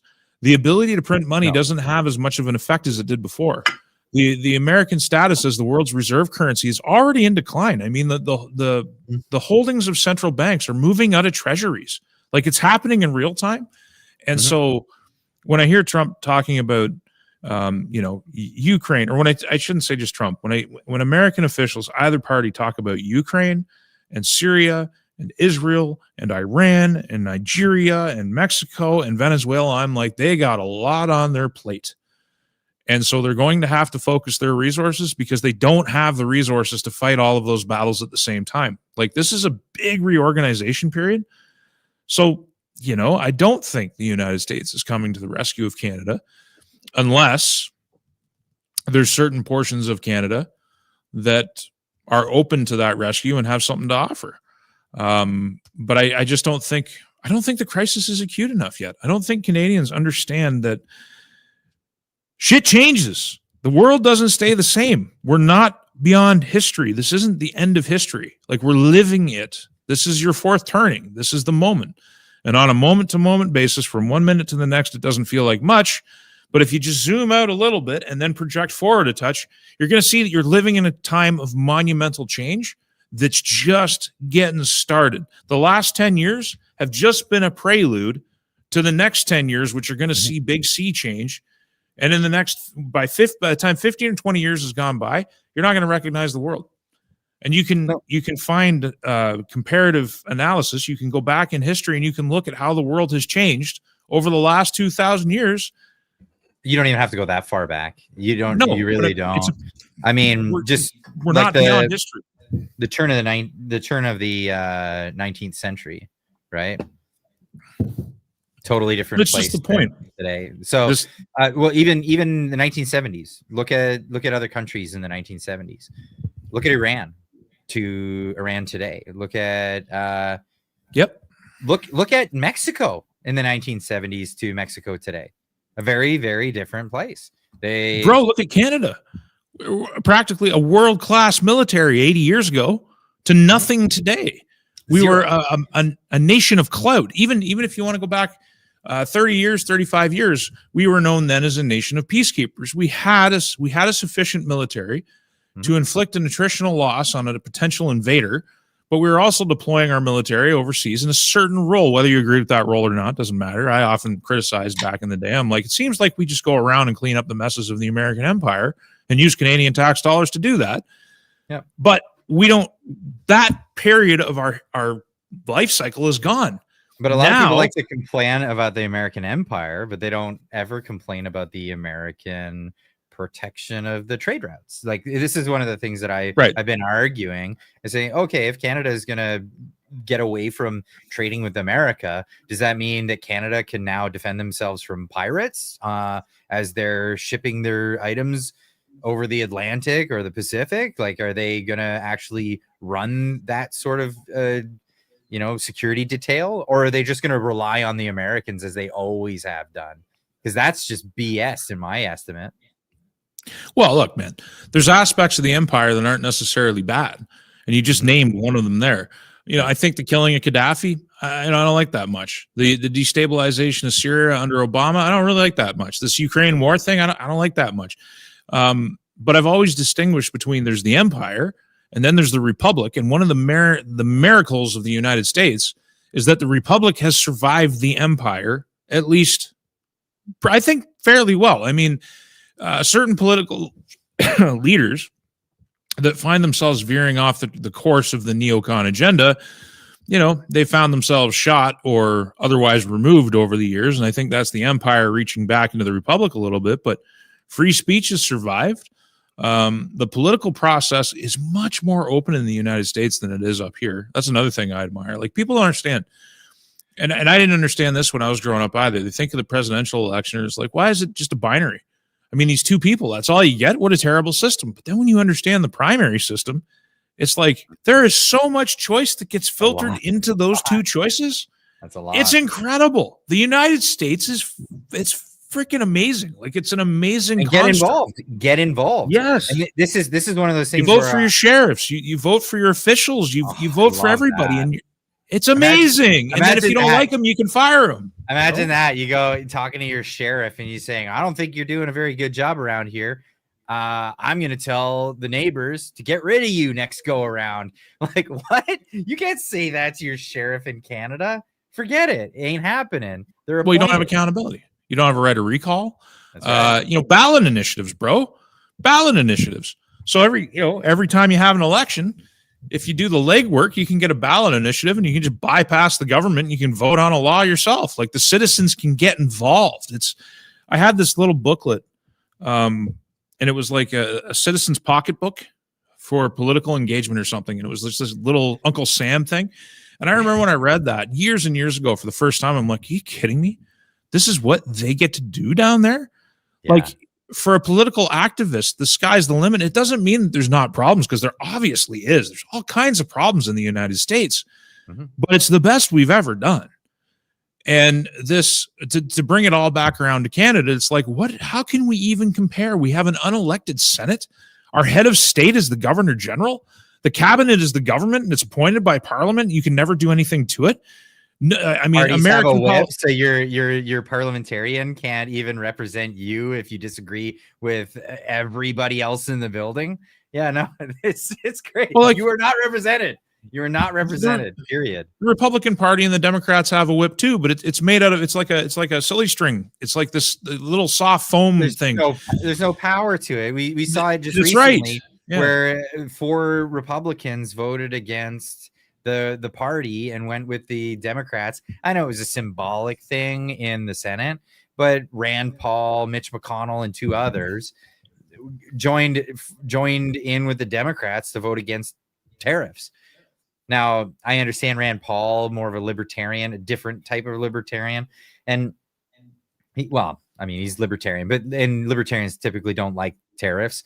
I've seen them as largely a different thing than the classical definition. It's what Trump's doing with the tariffs is he's making an admission fee to enter the United States economy. If you're a foreigner, you don't pay for the shipping, security. You're not paying for any of this stuff that costs a lot of money to the American taxpayer, and you're entering the world's most lucrative economy. You're paying an entrance fee. That's it. And it's straightforward, simple. And then what's offered? Join this competitive market where you can do exceptionally well. You'll sell tons of your product. The only problem is you're gonna have to pay this cut to get in. Now people say, well, that's just gonna raise prices on these items. Well, that's not what's happening, because every country's still entering the market, and those prices are still they're still negotiated down by the marketplace. So what happens is the companies that are trading from Vietnam or whatever country, Britain, what have you, they're having to take it on the chin, and they're willing to do that because they still are trading in the world's largest economy. It's amazing. Well, and if there's a shortage caused by tariffs, then there's an opportunity there for domestic production. And I do believe that that's the long-term goal of the Trump administration, and their thinking is that they have to onshore production again, because becoming dependent on China for the very life's blood of your defense industry was a really bad idea. It was a bad idea for Canada. It was a really bad idea for the United States. If you can't reload your guns without China, that's a problem, and the Trump administration has identified that problem. And so, but this is like it's a process. It's not going to be a painless process for the United States either. But they have the clout, they have the size, they have the ability, and they still have the US dollar for what it's worth. They still have it. And so they have way more leverage than, say, a Canada that doesn't have any of that going for it. Like, we have a bureaucracy. That's what we have to offer the world. We have a bureaucratic state where most of the growth in our GDP occurs by government spending. That's a bad system. So you got this one chat, and I'm going to get some of the other super chats. Sorry, guys, but when it's pertinent, I throw it up right away. Canada used to have 400% tariffs on the United States. Still do, and that's part of the dairy lobby, the dairy supply management. What's being discussed there now? What people don't realize, and what people keep coming in as an argument. Well, nobody's ever paid that 400% tariff. Well, that's not the point. That's not the point. Well, the point is there. It's there. The point of the tariff. And the reason why no one pays it is because it's a barrier to entry. And that's the point. The point of it is to stop people from entering the Canadian market, to be protectionist again for this dairy cartel that exists. It's the same thing when it comes to Banking, it's just a barrier to entry. You're just not allowed to do it. Same thing with telecommunications.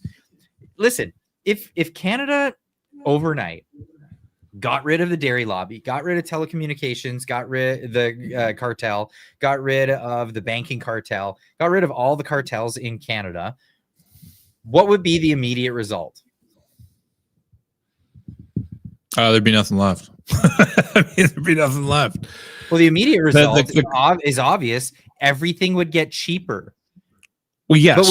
But we're told, no, these are important things because Canada wouldn't be Canada if we didn't have a monopoly on this. And Canada wouldn't be Canada if it didn't have a monopoly on that. And if we weren't the only producers of milk that were allowed to be sold in Canada, then what would happen to those poor people that the same argument was brought up about buggy whip companies when Henry Ford made his first manufacturing facilities and they started really taking off. There were these companies that made buggy whips, whips for a horse-drawn carriage, like whips. And they were like, they went to the government. They said, well, all these cars are being made and we need a bailout. We need a bailout because the buggy whip industry is dying. And thankfully at the time, the government said, screw off. And what happened? All those people lost their jobs. Does that mean that they shriveled up and died? No, they ended up working for Henry Ford. They made a lot more money and everybody was happy. And then everybody had an automobile in short order. Like we don't live in a vacuum. We don't live in a vacuum. Dairy farmers that suck at their job and make crappy dairy products for Canadians and put things like palm oil and stuff to make the milk cream heavier so you end up eating it in your butter. All this crappy stuff that goes on would end. And those people would probably go off and do better things. Probably end up making more money, doing nicer things, and we would all be better off because of it. We're not worse off because the United States has great products and wants to sell them to us. We're worse off because our government forces us to buy inferior products from inferior producers at a greater cost. That's all we're living with. Yeah, and a couple things I don't understand. So we have this protectionist racket when it comes to dairy, but we were more than happy to deconstruct a lot of other areas of the agricultural economy over the last several decades, starting from the 1960s. So we used to have, I believe a country that's a real nation has to secure its food supply. I understand that. But what I don't understand is we had canning plants. We had places we made ketchup. We had places we preserved fruits. We had an entire integrated agricultural industry in the 1960s and the early 1970s. And then the decision was made, we're not doing it anymore. We're buying it from California and we're buying it from Mexico because we can get it there cheaper. Everybody go home and adapt. And so some farmers adapted well. Other farmers didn't adapt so well and went broke or had to go into other lines of work. Change happened. What I don't understand is we have deindustrialized. We don't make things anymore. No. We have sold off large sectors of our resource economy to foreign buyers. We talk about Saskatchewan potash, dominated by foreign business interests. We talk about Canadian ore, and we talk about Canadian minerals, dominated by foreign business interests. Our agricultural sector, we make cereals, but we import our fruits and vegetables from all over the world. I think Ontario only has something like 12,000 acres of apple production for some unknown bloody reason. I don't understand that. Maybe it's because we paved over all the best farmland, but I digress. We have deindustrialized. We have made ourselves so far from resilient in all these other sectors, but then we have dairy. And for some reason, dairy is the sacred cow. It has to be protected at all costs. It's as though the very fabric of Canada would fall apart if we sacrificed any of the dairy industry. And it's like, did they see the writing on the wall in the 1960s, 70s, and 80s? And they're like, we have to organize or they're going to do what they did to every other sector to us. And so we're going to have to make ourselves resilient and we're going to have to do like, I don't pretend to know the origin story. I just think it's really interesting that they talk about food security and they talk about food safety and supply when it comes to dairy, but they completely ignore every other facet of the Canadian economy, which we have gutted and destroyed over the last several decades. We're totally dependent on the outside world. We're dependent on the United States for our food. So when you argue the dairy lobby, people will bring up the fact that we have quotas. You know what most of the quotas are filled with? Baby formula. Because we don't produce baby formula in Canada, and we haven't done it forever. It's just a thing we don't do. We dump billions of liters of milk every year. Excess production. Yeah. And it just doesn't go to anything. It goes into farmers' fields, into the soil, instead of being turned into baby formula. So what happened recently? It's because we get all our baby formula from America, right? That bad milk that everybody's afraid of because the propaganda tells us it's got growth hormones and stuff. But you give it to your kids with baby formula, you're fine with that, no problem. But we don't even put that on the labels, right? Anyway, we instead of making baby formula in Canada, they did open up some manufacturers for baby formula in Canada. Guess what they supply? China. Oh yeah. They're Chinese company-owned baby formula factories where they're buying off-sale milk in Canada, and they're manufacturing baby formula that, get this, can't be sold in Canada, shipped right to China, just out of here. It's crazy. Yeah, I think supply management is just basically about price control. It's about price control. That's all it is. It's not about supply safety, because supply management doesn't even address supply safety. The CFIA does. Look at it. Look what a great job they do. Very heroic work that they're engaged in. And under both governments, both parties. What's that? Yeah, it's price control. You're absolutely right with that. Yeah, I think that's all it is. And of course, Canadians are the ones that pay for that. And, I encountered this argument. Like, it's also about, it's competition, not so much from Americans. It's also about bottom-up competition. And when I ran in the federal election in 2019, I brought this up in a lot of rural debates, is that I wouldn't have such an issue with supply management if it had an opening. If your argument is we have to protect Canada's ability to produce food, I'm like, okay, that's rational. But it needs to open up to small producers here in Canada, because I'm sick and tired of having to tell people, hey, you cannot sell chicken, you can't sell milk, you can't sell cheese. Forget about that small herd that you want to market. You're not allowed to do that. Nope. And it's there's no safety argument for that. It's a competitive argument. So they're afraid of little guys, Canadians, producing and competing. And like I used to say this too, because it would come up at the debates, and I'd be like, I am competing successfully with Chinese garlic. You can buy a pound of Chinese garlic for probably $3. I'm selling a pound of garlic for between 12 and 15. I compete because I have quality. I produce high quality, superior product, and I sell it for more money, and people pay it. I'm competing with Mexican tomatoes.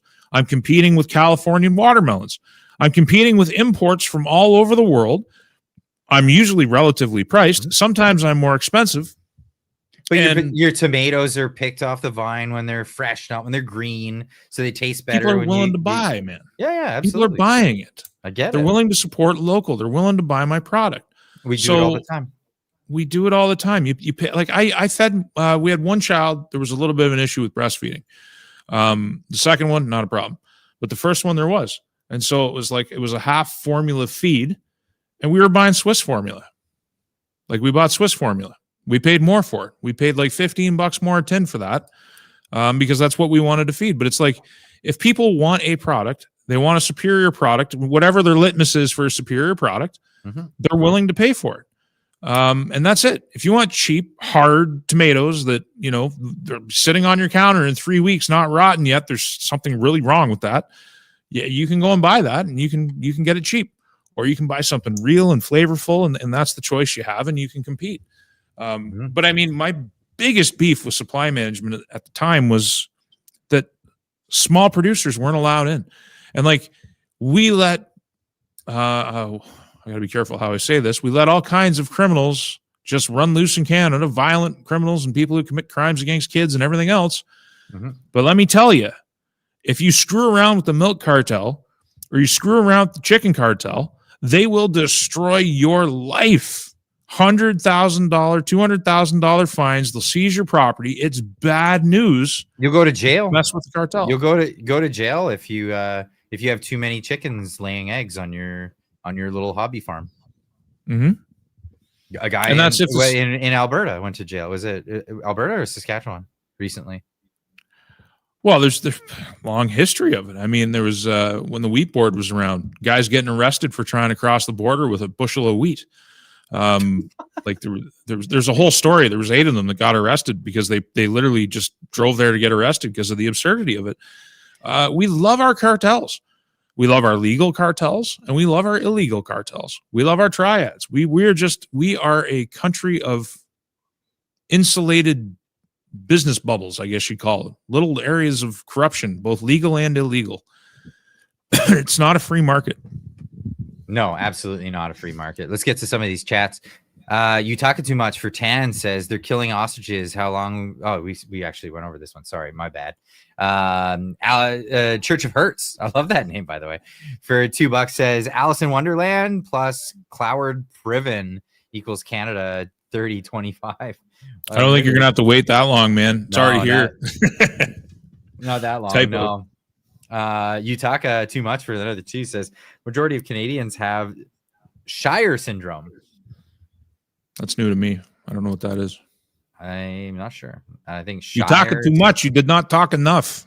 Yeah, you need to know what Shire syndrome is. You got to give it bigger than $2 super chat because it limits your how many characters you can put in there. We'll find out what Shire syndrome is later. We'll look it up. Phoenix Zan for 10 says the Liberals use psychological tactics deviously to win elections. I agree with that. I wish the Conservatives would recognize PSYOP methodologies are the only way of winning. Harness the emotions to win the votes. Yeah, get people angry. That's what Trump did. Get them angry. That's the building. Yeah, that's how you build it. Say they're eating the dogs. They're eating the cats. Whatever you gotta say, man.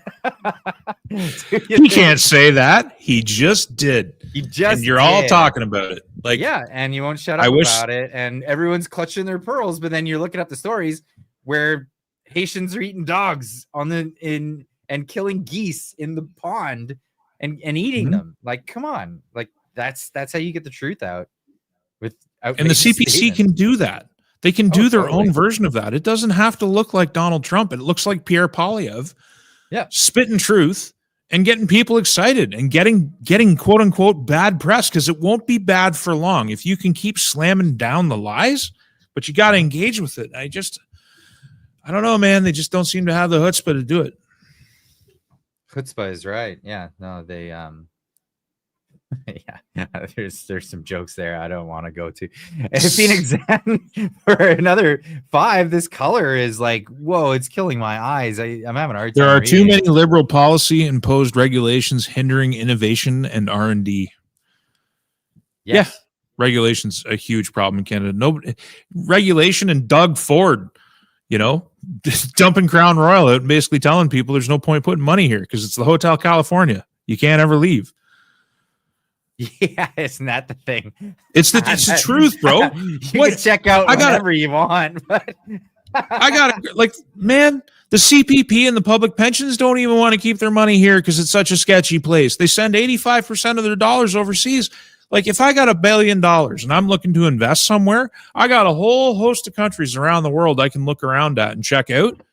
And I'm going to pick Canada, where you got Fat Dougie basically saying you can't decide how your capital is going to be deployed in our country, even if it has nothing to do with politics. It's just a business decision. I'm going to penalize you for making a business decision. I think I'll keep my bag of money. Okay. And you can keep Canada. That's it. It's all yours, buddy. Thank you for talking to me. I'll take a couple pamphlets and I'm going to go home and I'm going to read them as laughing reading material later. Like, yeah. Put it in the toilet. There you go. All right. Peter from Edmonton for 2. He says, but that AAA credit rating, though, am I right? You got to pop your collar. That's AAA credit rating. I can't. This collar's not happening. Full on pop it. Yeah. I got a limp collar. Hey, AAA. I got collar dysfunction. I can't make it happen. So that's the joke. That's the joke with the AAA credit rating. We've been doing that for a while. Do we have a AAA credit rating? Is that for real? Like, are we rated AAA? But here we go. I've got an article that actually is talking about this. Sorry, I gotta hide the chat.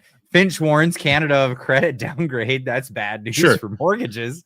Well, it's bad news for everybody. If it would be bad news for borrowing at the government level as well, but that's pretty bad.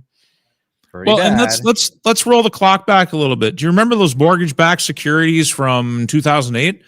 They were good stuff too. They were great. The ratings agency said they were great. Oh yeah, dude, because they just packaged them up and then they're like, "Hey, this is AAA." Like AAA. The only one that made any money was Michael Burry. Never mind the fact that Fannie Mae and Freddie Mac were organizations that were government with private partnerships, whatever. It just all sounds like fascism to me when I hear that, public and private partnering. But what did they do? What did they do? They came in and they said, here's what you got to do. You have to lend to you're not allowed to discriminate against who you lend to. They're like, okay, but we don't care if they're black or red or purple, or I don't care what color they have as long as they got green. And they're like, that's where we're not allowing you to discriminate. If they don't have money, you're trying to tell me I can't discriminate if they don't have money?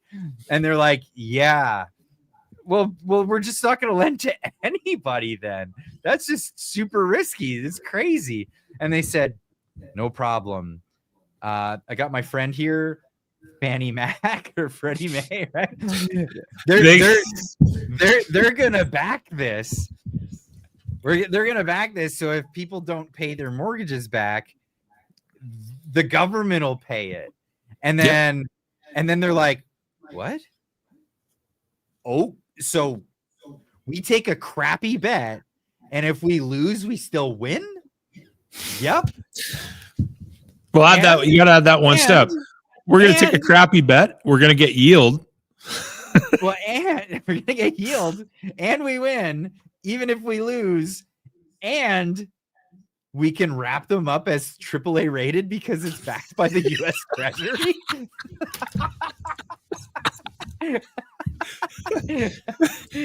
Okay. Can you put that in writing? For me? I'll start cutting checks today.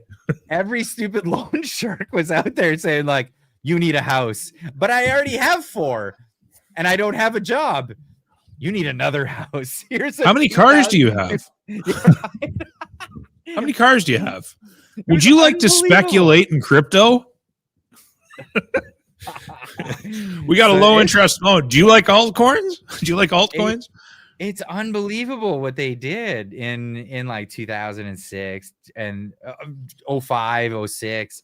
That's what was 2011 again. I mean, 11 was another story. Like, holy crap! Yeah. But it all hit the fan, at the end of 07, and then nobody learned their lesson. In fact, you explained the story of how the lenders actually got this, and so when shit hit the fan, and the lenders were like, "Damn, that all went to crap, didn't it?" And then everybody's like, "Oh, yeah, shucks. You guys are gonna lose everything." And they're like, "No, it's guaranteed by the government." And then everyone's like, "No bailouts." It's like, bailout? We're just living up to our end of the contract. I got it in writing.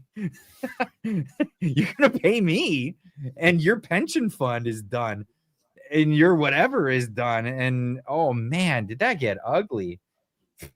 Oh, I could go on all night about this. For the people in the chat, it's water. This is an old lemonade jar. I keep them in the fridge so I have ice water at all times. If this was vodka, I'd already be on the floor. I'd be on the floor passed out. I'd have the microphone down there. It's Everclear. He's just going nuts tonight. I'm just chugging it. No, this is just what happens when I'm well hydrated, folks. Oh man, that's hilarious. All right, here we go. You're gonna have to read these teal colored ones. I can't read that. Put the veteran video on from today. It describes Canada values Alec Benson, 100-year-old. Oh, that poor man. He's lived to see it. Alec Benson. Let me put it on. I gotta search it up. Mr. Ross Copico. Copico? Roscoe Pico. Roscoe Pico. Copico? Mr. Ross Copico. I'm trying to get, like, my dyslexia, I just cannot handle that color. Alec Benson. ALECBENSON.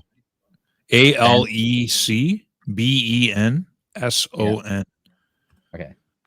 When somebody says letters to you, do they go all funny in your head, or does that work better? That works better. Yeah, I'm fine with that. Cool. Okay. Oh, okay. I saw this clip. Actually, I think I saved that somewhere because I'm having a hard time finding it. Because everybody's retweeting it and making their own message about it. I did not say a 100-year-old vet was crying because he and his mates fought and died to stop fascists from taking over the world, and now we're inviting their progeny in the front door.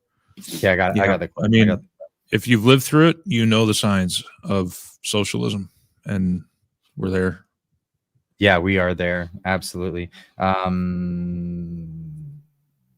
me just get this off the screen here. No, Fred. Breaks my heart. Yeah. I mean, man, here's a CD. So the guy says something very profound. Here's a CD,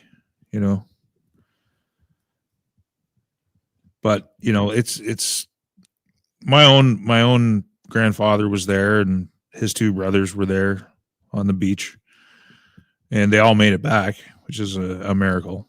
And I don't have a single problem with the things that I'm saying, because I think if I had them here and I could talk to them about what's happening to Canada today, they'd be in total agreement. The flag they fought under and their comrades died under is gone.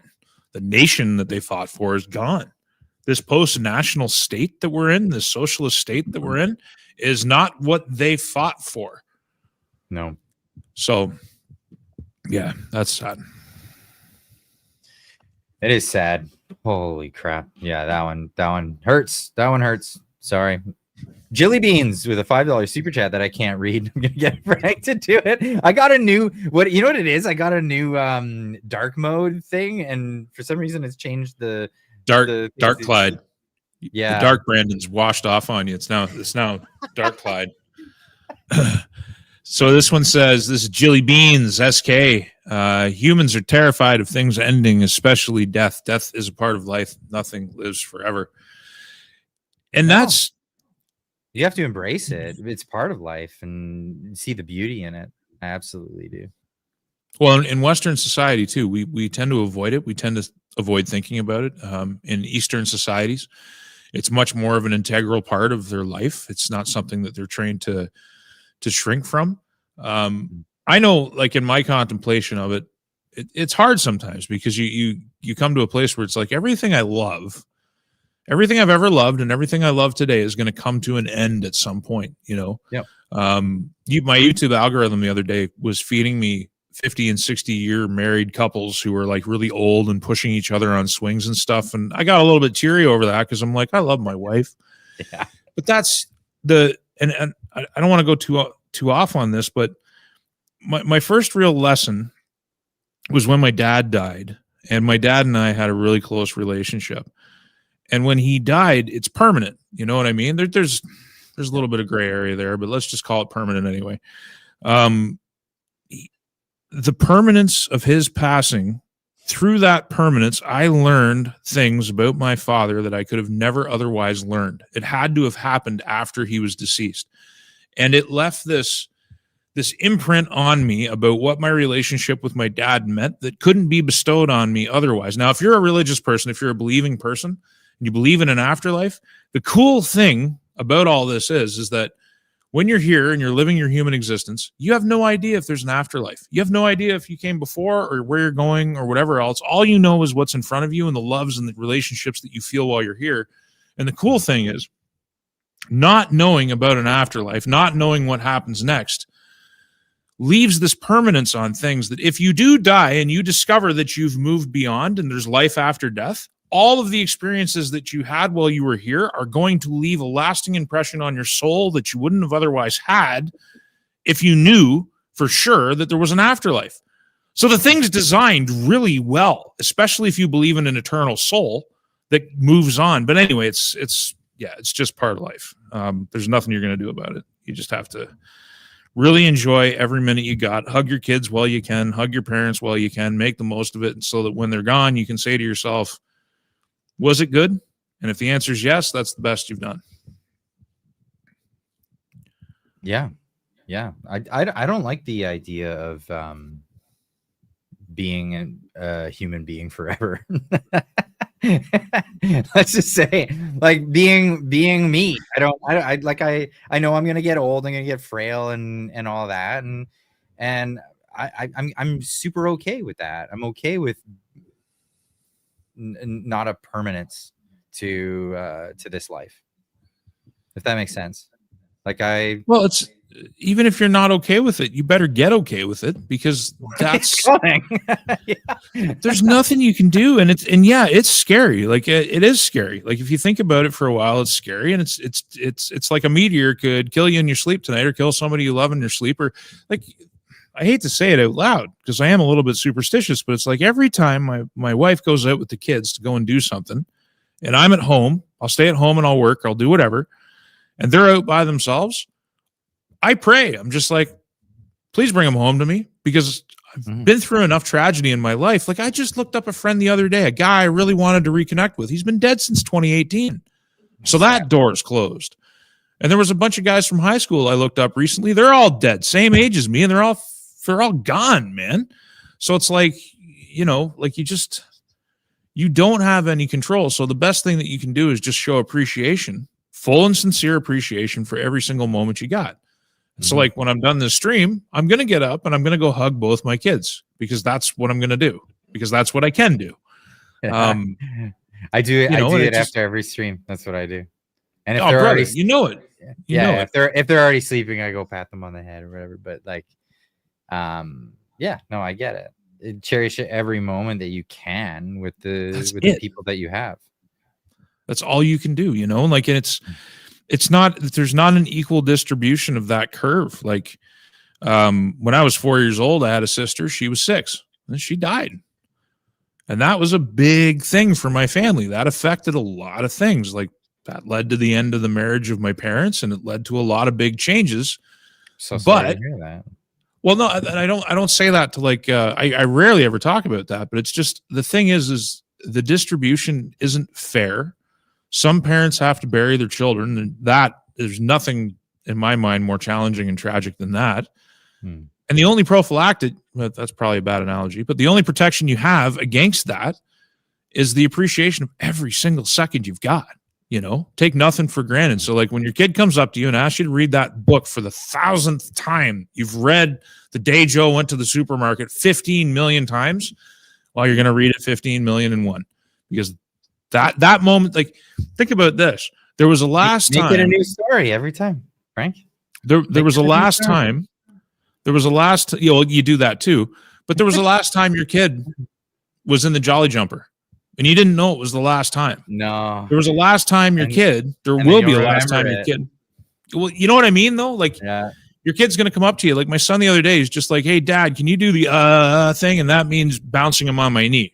And he's getting pretty big. And I said to him, "You're getting pretty big," but then I'm like, "You're not big enough yet." So, and I did it again, because I'm like, one of these times it's going to be the last time, and I may not even know it. So it's, you know what I mean? That's it. Yep. You enjoy the beauty of life as long as you've got it. And you cross all the bridges when you get there, and eventually it's all over anyway. So what was the point of worrying about it? You're going to go too. So just be good. Enjoy it. Be good. I like that. Be good. Drink your Everclear. Get into it. Oh man. Okay, we're gonna get into the next one. Where are we? That was the last one. Let's get into the next one that I can't read, unfortunately, because of the color of it. No, every time I see teal, bro, you can take it for granted. I got your back. 1 in 4 Canadians use food banks. What is Canada protecting again with supply management? That's a great question. Maybe record profits? I don't know. Probably. Yeah. Like, I mean, why is everything so expensive? Why does it cost me $9 to buy like a 750? It might be a liter jug of kefir. My son really likes this stuff, so I buy it because he won't drink milk. It's $10 a jug. It's a lot of money. I don't drink it. I can't afford to drink it. Fair enough. What's kefir? I don't even know what that is. It's fermented milk, basically. It's actually really good. It's kind of like a milkshake. You get strawberry flavor and peach flavor and whatever, but it's really good, and it's really good for your gut. It has lots of probiotics and stuff in it. So it's kind of like I really like it, but like I'm too cheap to drink it all the time. Just Fair like enough. I don't cheap out on the kids, but I'll cheap out on myself all day. Here's one I can read. Granite Man for $2 says, Carney is all about pack with China. Trump will stop. Pact with China? I think what he's trying to say is Carney's all about a pact with China or a partnership with China, and Trump will stop it. Yeah, I think Trump's making a partnership with China. It's just a new deal. It's a whole new deal. It's not a deal that they had before. China used to get away with all kinds of crap, and they're not getting away with it anymore. And they're coming into grips with this. China and Canada were the only two countries that were like, we have a sweet deal. Why would we change it? It's freaking awesome. You're taking advantage of America. They're not going to allow that anymore. It's changing. Okay. Well, I think we're moving forward with a better deal that benefits both sides. And if it benefits both sides, you should agree with that and be happy with it, like every other country on the freaking planet.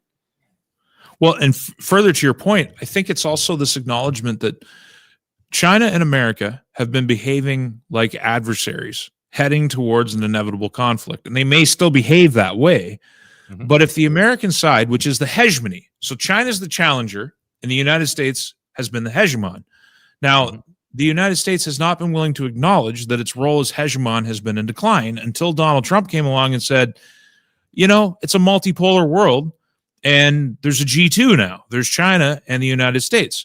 So I think the message is to China, you don't need to undermine us through our culture by destroying all of our great cultural works through your influence in Hollywood. You don't need to undermine the minds of our children through your influence on our universities.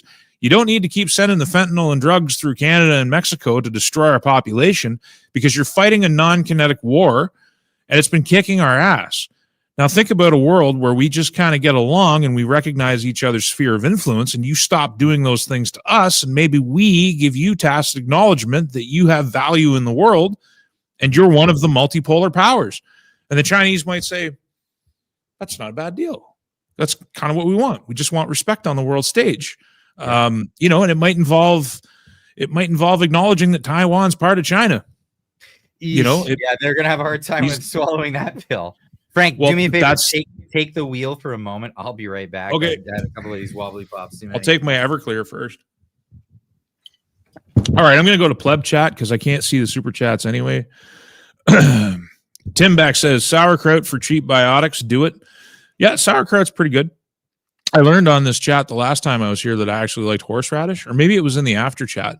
It might have been the after chat. I insisted I hated horseradish, and then everybody taught me that I actually eat it all the time. So sauerkraut's all right. Lareza for Trump 130 says, who let them in? The World Economic Forum occupation. In my opinion, the CCP is just one head of the banking cartel hydra that the World Economic Forum occupation represents. Maybe. You see, I don't know so much. I don't think it behooves China to bow to the Europeans. I think it's the other way around. Like, I actually think China and Russia and the United States are trying to overthrow the World Economic Forum. They're trying to overthrow that old world order. And they want to raise in its place this multipolar world where Europe's not at the center anymore. And we're in the adjustment period that gets to that reality. That's my current going theory anyway. I am a hoser. Great name, Mr. Hoser.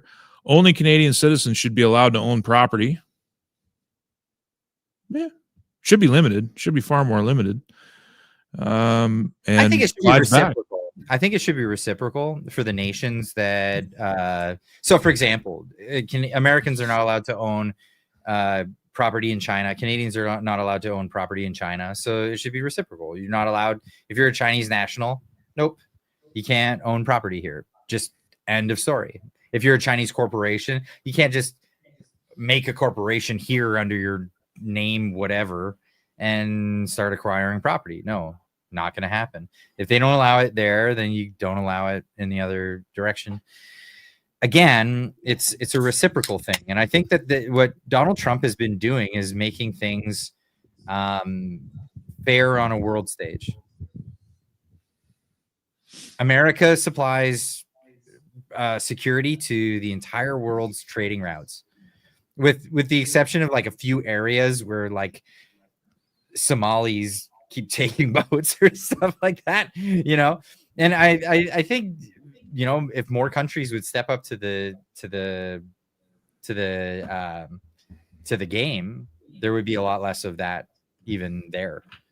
But everyone just takes for granted that the United States is just going to do this for them. And Canada is probably the worst at this, is taking for granted the United States. Well, I don't think the world can afford to do so anymore, because the United States they're tapped out too. Like they have the world's largest economy, but the budget deficit's enormous. Mm-hmm. The cost of the military is enormous. And it's not just because of the reach of the military. It has to do with a lot of corruption when it comes to military contracts and the way that those funds are spent. Like there is a deep state, a very deep-seated deep state that has been, I mean, it's the military industrial complex that Eisenhower warned about. That's what's happening in the United States. One of the great things about the Americans and the fact that it was established is it still continues, even though Elon Musk is no longer there. Doge is still there, and it's now as long as another president doesn't come in and dismantle it, it's there. In fact, they used stuff that Obama brought in to basically screw with the apparatus. Use those tools to assemble Doge. It was amazing that it was even possible for them to do so. But Doge is still working on disassembling a lot of this stuff. But I know military contracts, dude, it's crazy when you hear from contractors that like when they're doing laundry, it's like $60 a load. But when they're at their bases, it's retarded. Like it should not be this way. And the more we look into it, the more we should be disassembling this stuff. I think Doge needs to be one of the bigger projects that the government has.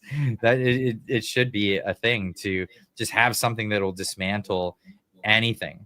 And who knows? Maybe there's a way of making it so in the future, when governments put in expenditures like this, make it so mandatorily they have an expiry date and then they end at a certain time. Because what ends up happening with a lot of the spending is it just becomes spending, and then everybody forgets about it, and then it just continues. People are just on the take for generations and generations, and nobody's gonna say like, oh, excuse me, Mr. Government, I'm still collecting checks for that thing that was supposed to expire like a decade ago. Nobody's saying no to the money. They're just staying quiet about it and collecting it and spending it, and that's the problem. Well, I think that's the thing that people need to understand, because I get a lot of misunderstanding, especially recently on my channel. Like I get there's a lot of people insisting I'm a liberal. There's a lot of people insisting that I'm a Pierre puffer. I like that one. I like that one the best. That's Pierre really puffer. Clever. A Pierre puffer. Yeah. I only learned what puffer means a few days ago, because I didn't really know what the allusion was to. Is that like I'm sure. What's that? Is that like a puff? It's talking about fellatio. A Peter puffer, a Pierre puffer. Yeah. Like the British call it puff. But like, I think people need to understand that when I talk about realism with the United States, I'm talking about geopolitical reality, the law of proximity, and the law of where the world's going. I can read the tea leaves. This multipolar world, I don't want to be under the Chinese thumb. I don't want to be under the European thumb. If I'm going to be under anybody's thumb, I want it to be the American thumb. And I don't think we need to be under their thumb. I think we can go in there with as a relationship of equals, and I think we can do really well with each other. But that is not in any way the same as saying that America doesn't have its problems. It does. I mean, spend some time watching YouTube channels like Nick and Joe's Great American Adventure or Nick Johnson or any of these guys that just they drive around the country looking at small town America, and they just literally just film these places and they put it online. What's that? I would absolutely love to do that.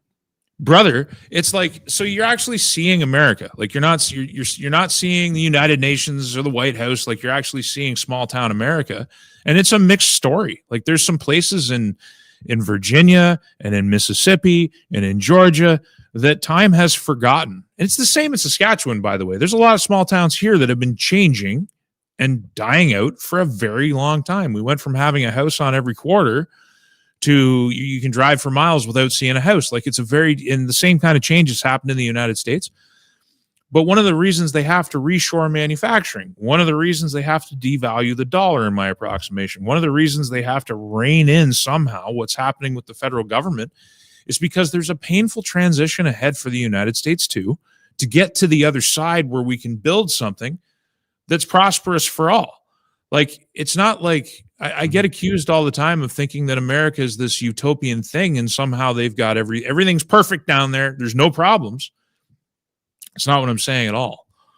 We all have problems. It's just a matter of who are we going to partner up with to solve those problems. The problems that they say exist, do they actually exist? And this is one of the things, like when I hear about doing a road trip in America, is one of the things that I think of. So incidentally, Japan, I lived in Japan. A lot of people know this, some people don't. So I lived in Japan for 3 years and I met my wife in Canada, and we moved to Japan after being married for 3 years. We moved there so that I could learn the language and the culture. Now, at one point when we were living there, we thought, hey, why don't we just like go for a road trip for like a month? Just go. Well, who cares where? Like, just go, right? We had no plans, and we just had a tent and a car to sleep in if it was raining or whatever. And we just hit the road and went. Now, as we were going, we quickly learned, like, if you want to bathe and you want to like do the hygiene thing, wake up super early with the crack of dawn, because you got the circadian method, because your rhythm, you're in a car or in a tent, you're waking up with the sun. It's just the way it is. But as soon as the sun would come up, all the bathhouses would open up, or natural hot springs all around the country. They're everywhere. And if there isn't a natural hot spring, they have a bathhouse. It's just they have a culture of this in Japan. Now, we would go into these places, and I'd have to go by myself, because it's men's side and women's side, but it's all communal bathing area, right? That kind of thing. And it was interesting because I'm nervously at first going into these countryside places, because I heard everywhere on the internet that Japan is super xenophobic. They don't like foreigners. They have all this like animosity towards foreigners. So I thought, holy cow, I'm going in these places and it's early in the morning, and the people that are in there are like elderly people. So they're going to be the most racist of all of them, surely, right? Exactly the opposite of that. I went into every single place and I got the same treatment everywhere I went. First off, they were like, who's this guy? Like, they're used to the local yokel people in their neighborhood coming out and going to these things. And then there's this white dude. And immediately a lot of them would just like, they would, have a look of confusion, but then they would start up a conversation, because that's what they do. It's a social time. Instead of Tim Hortons, they go to the bathhouse in the morning, these old dudes. And so they would spark up a conversation, and the first thing they would ask is like, do you speak Japanese? I'd say, yeah, I do. And then they would ask like, oh, people are saying there's a big echo, because I'm getting an echo from your side, Frank. If you just say a few words. Hello? Is there an echo now? Yeah, after you've spoken, your compressor goes kind of mute. And my audio is going funky. Yeah, I have a window of opportunity before I can deal with the echo. But anyway, so back to the story. So I go to these places, and they were super welcoming, like very, very super welcoming. There's no echo right now. I don't know if you just turned your mic off. I muted the mic. Something's gone off. My sensitivity's through the roof. Hang on. I'll work on it. Okay, well, if you just mute while I'm talking. But so I'm having audio problems for the last week. It's or week and a half. I don't really know what's going on. It's like a ghost in the machine. Okay, fair enough. So anyway, we go on this trip, we go into these places, meet these people that have probably, some of them have never seen a white guy in their whole life, right? Except on television. But then here I am, and I'm right in front of them. And what was the biggest response that I got from them? It was, "Welcome to Japan. Glad to meet you. And you said that your wife's Japanese? That's awesome. You know what? Your children are going to be so smart and so beautiful. Like welcome to the genome. Like, welcome to the, thank you for mixing your DNA with our race." Like, I don't know what to say. Like, they would say things that you would immediately think, if they were racist, they would never say these things. Like, people who are racist don't want you racially mixing. They don't want you. They're xenophobic. They don't want you in their country. But it was all the opposite. And it was all in the most, what I thought would be the most xenophobic places. But if anything, the only animosity that I ever felt in Japan was in the heavily populated areas where a lot of foreigners would come and misbehave. And that's where you'd get like, sorry, we're not going to deal with you crazy foreigners that want to party and, destroy our joint, perhaps. We're just this or whatever, right? And that's the only thing. So it flipped everything on its head of what people had told me was this xenophobic nation of Japan. So I really am curious, like, if me, my wife, and my kids, my wife's Japanese, my kids are racially mixed, we travel the countryside of America and we go to small town America, my guess, and this is my guess, everywhere we go, people will be more curious and welcoming than anything else. And I'm willing to put my money on that. Well, yeah. And I think, I don't know why my audio is so sensitive all of a sudden. This is just so weird. I don't think America's problems, and I didn't mean that. Can you actually hear me as I'm talking? I just want to make sure. You're a little on the quiet side compared to what you were. A little on the quiet side. Okay. Well, I don't know. It's going to be okay. That's really loud. That's really loud. There you go. Really? Jeez, man. It's all of a sudden, like, I don't know what's going on with this thing. It's so sensitive. I don't think America's problem. Yeah, I mean, of course, there is racial tension, but I think it's more of when I was talking about the problems, it's just more of a poverty and decline problem. Like, a lot of small town America's dying because the industries have left. They have the same problem that Canada does. The difference is they have the will to, first off, they have some seed of a base left. They have they still have a lot of manufacturing there, and they have a political force that actually wants to reshore that manufacturing and rebuild America in a multipolar world. They've largely abandoned globalism and the World Economic Forum and their machinations and thinking to try and rebuild this multipolar world instead of creating this one world order. And, I wasn't really meaning racial tension, which I think is there. I think it's obvious that it's there, especially in certain cities. I know you weren't meaning that, but I kind of drew that from what you were talking about. Yeah, no, I didn't really mean racial tension as much as I meant economic problems. I think America has a tough time ahead of it as well. I just think it has the willpower to actually do what's necessary to fix it and do the work and roll up the sleeves and get the job done and deal with the painful transition. And there is going to be some pain. Like, the government's too big.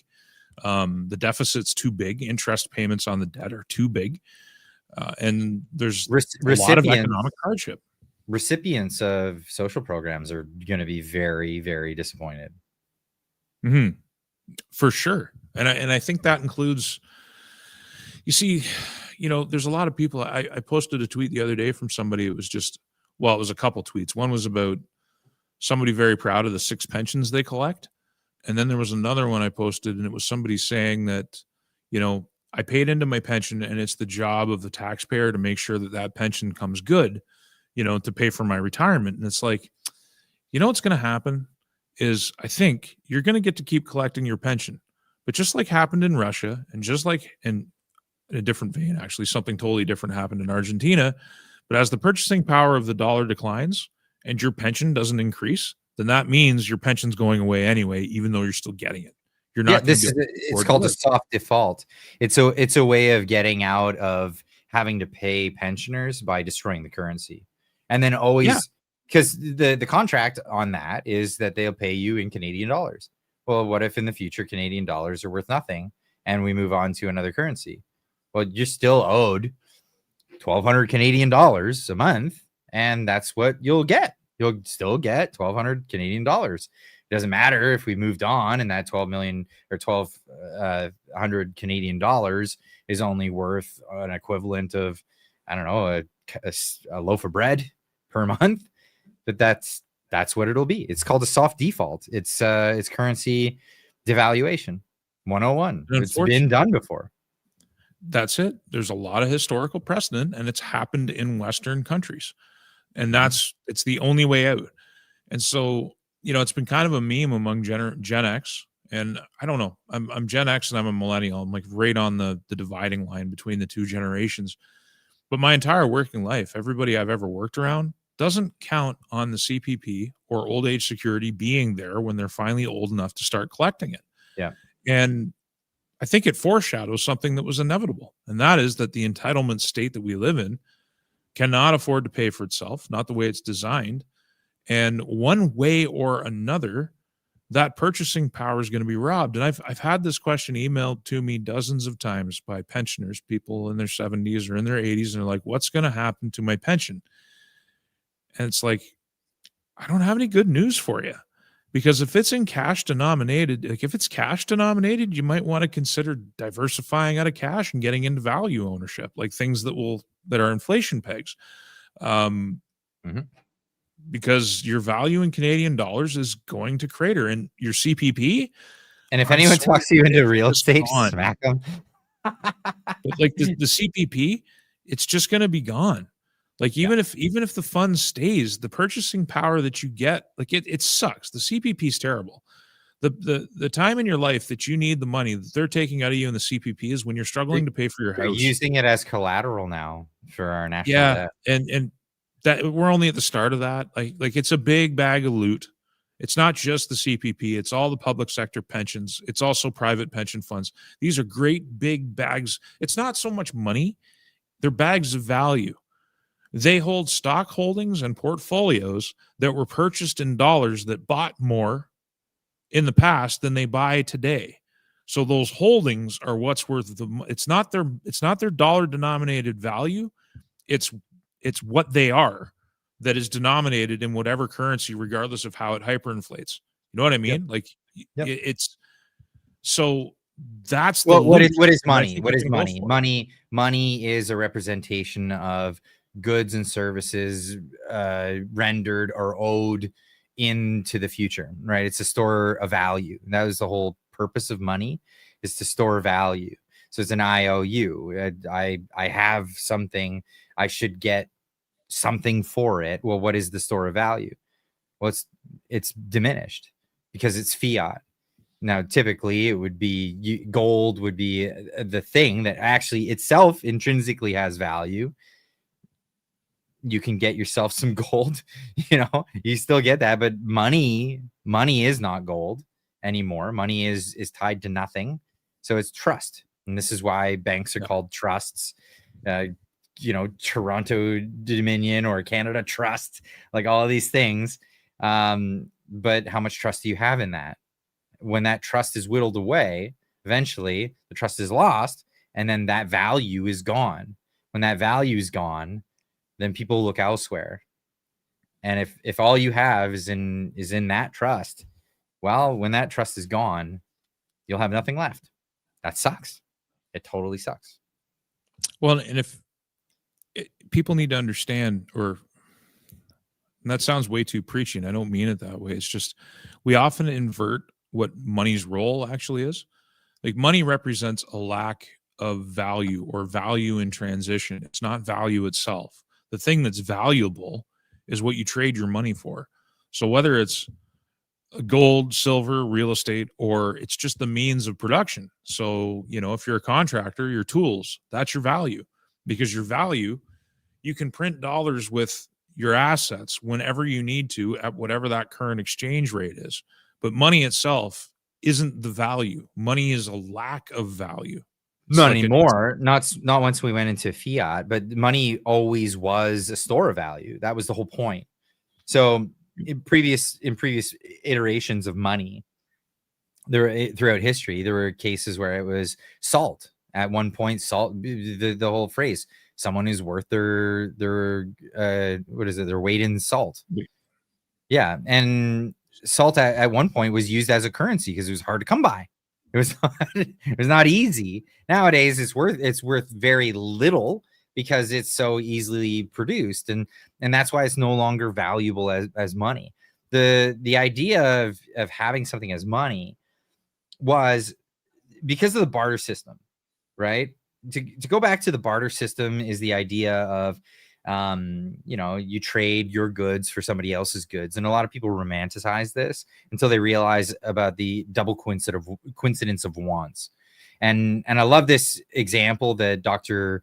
Walter Block gives, an economist used to be with the Mises Institute, but Austrian economist, and he would give this example. He said, for trade to work in the barter system with the double coincidence of wants, you would have to have, for example, a chicken wanting pickle farmer would have to get together with a pickle wanting chicken farmer. And if it doesn't work out that perfectly, well, then you got a problem, right? You got an issue. And in order to solve that issue, you have to find somebody who can get you that commodity that the guy that you're trying to trade with wants, and you'd have to do a whole series of exchanges in order to just get the thing that you want with a bunch of different commodities on the market. So what people generally do is they find something that's low enough in value, not crazy high in value, but low enough but holds enough value and is pretty steady on the market of like tradable for this or that, and is divisible as much as possible without diminishing the value of its original parts, right? So, rice was used as currency at one point, right? Because you could have a sack of rice. Well, I got a 1 pound sack of rice. I got a 2 pound sack of rice. I can make it a half pound if you need. I could even cut it into a 1/4 pound if you need. And that's the thing. Metals became the best one, right? And it was because of, gold is elemental, silver also elemental. You can't produce it out of alchemy or whatever. That's where chemistry actually originally came from, was the alchemists who were trying to come up with gold out of other things. They couldn't do it. And it's very, very valuable in that sense that it's infinitely divisible, but it also has a store of value. It's actually worth something. It could be made for other things. There's intrinsic value to it, but we all will agree that it's worth X amount in a marketplace. So this is where money is. This is what the real definition of money is. This whole new idea of fiat currency it goes away from the traditional ideas of what money is, and it creates distortions in markets because it's infinitely distortable, because no longer does it have the intrinsic value. It's also infinitely reproducible. Well, on the classical thought of value in economics, what is the value of something that is infinitely reproducible? Zero. It's worth less. In fact, it's worthless. Something that's infinitely reproducible can be made infinitely. You don't need to put a price on it because it's infinitely reproducible at no cost, right? Or at very little cost. So money in the fiat sense is worthless except the value that people give to it. And again, it's one of those things where once people realize that it's worthless, it's a fast spiral to worthlessness. And then it really gives no source of value, storage of wealth, or storage of anything.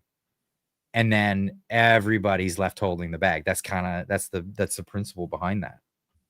Well, if you have all of your net worth stored in cash, GICs, or anything else that pays out yield in cash that doesn't even keep up with inflation, you're wrecked. You're just flat out wrecked. And history is a great teacher. Every fiat money system, generally speaking, ends up defaulting back to gold and silver over the last several hundred years. Eventually they collapse and you move back to sounder money because of the things that you highlighted. Gold has a fixed supply, and silver's changing because silver's very much a monetary metal, but now it has this industrial use case that it never had before. So does gold, though. Gold has an industrial use case. So, like, this is what I think the founding fathers did not foresee, especially with silver, as you're saying. Well, they couldn't. How could they? Right, when they electronics, the Exactly. semiconductor. Like, how could they foresee semiconductors? Those 17-year-old guys huddled together around their oil lanterns couldn't foresee semiconductors. Yeah, forgive them, please. They were really good, but they weren't that good. But they did have like the weights and measures. So when they came up with the idea of constitutional money, there was flaws in that.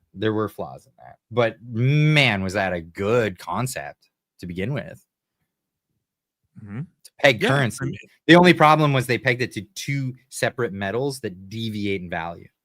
The bimetal system, yeah, and I don't pretend to know where, like, how this is going to flesh out. Like, I have this feeling that fiat is going to survive. I just don't think it's going to form the backbone of the settlement layer. I think it's going to be something else that actually governs the transactions between nations.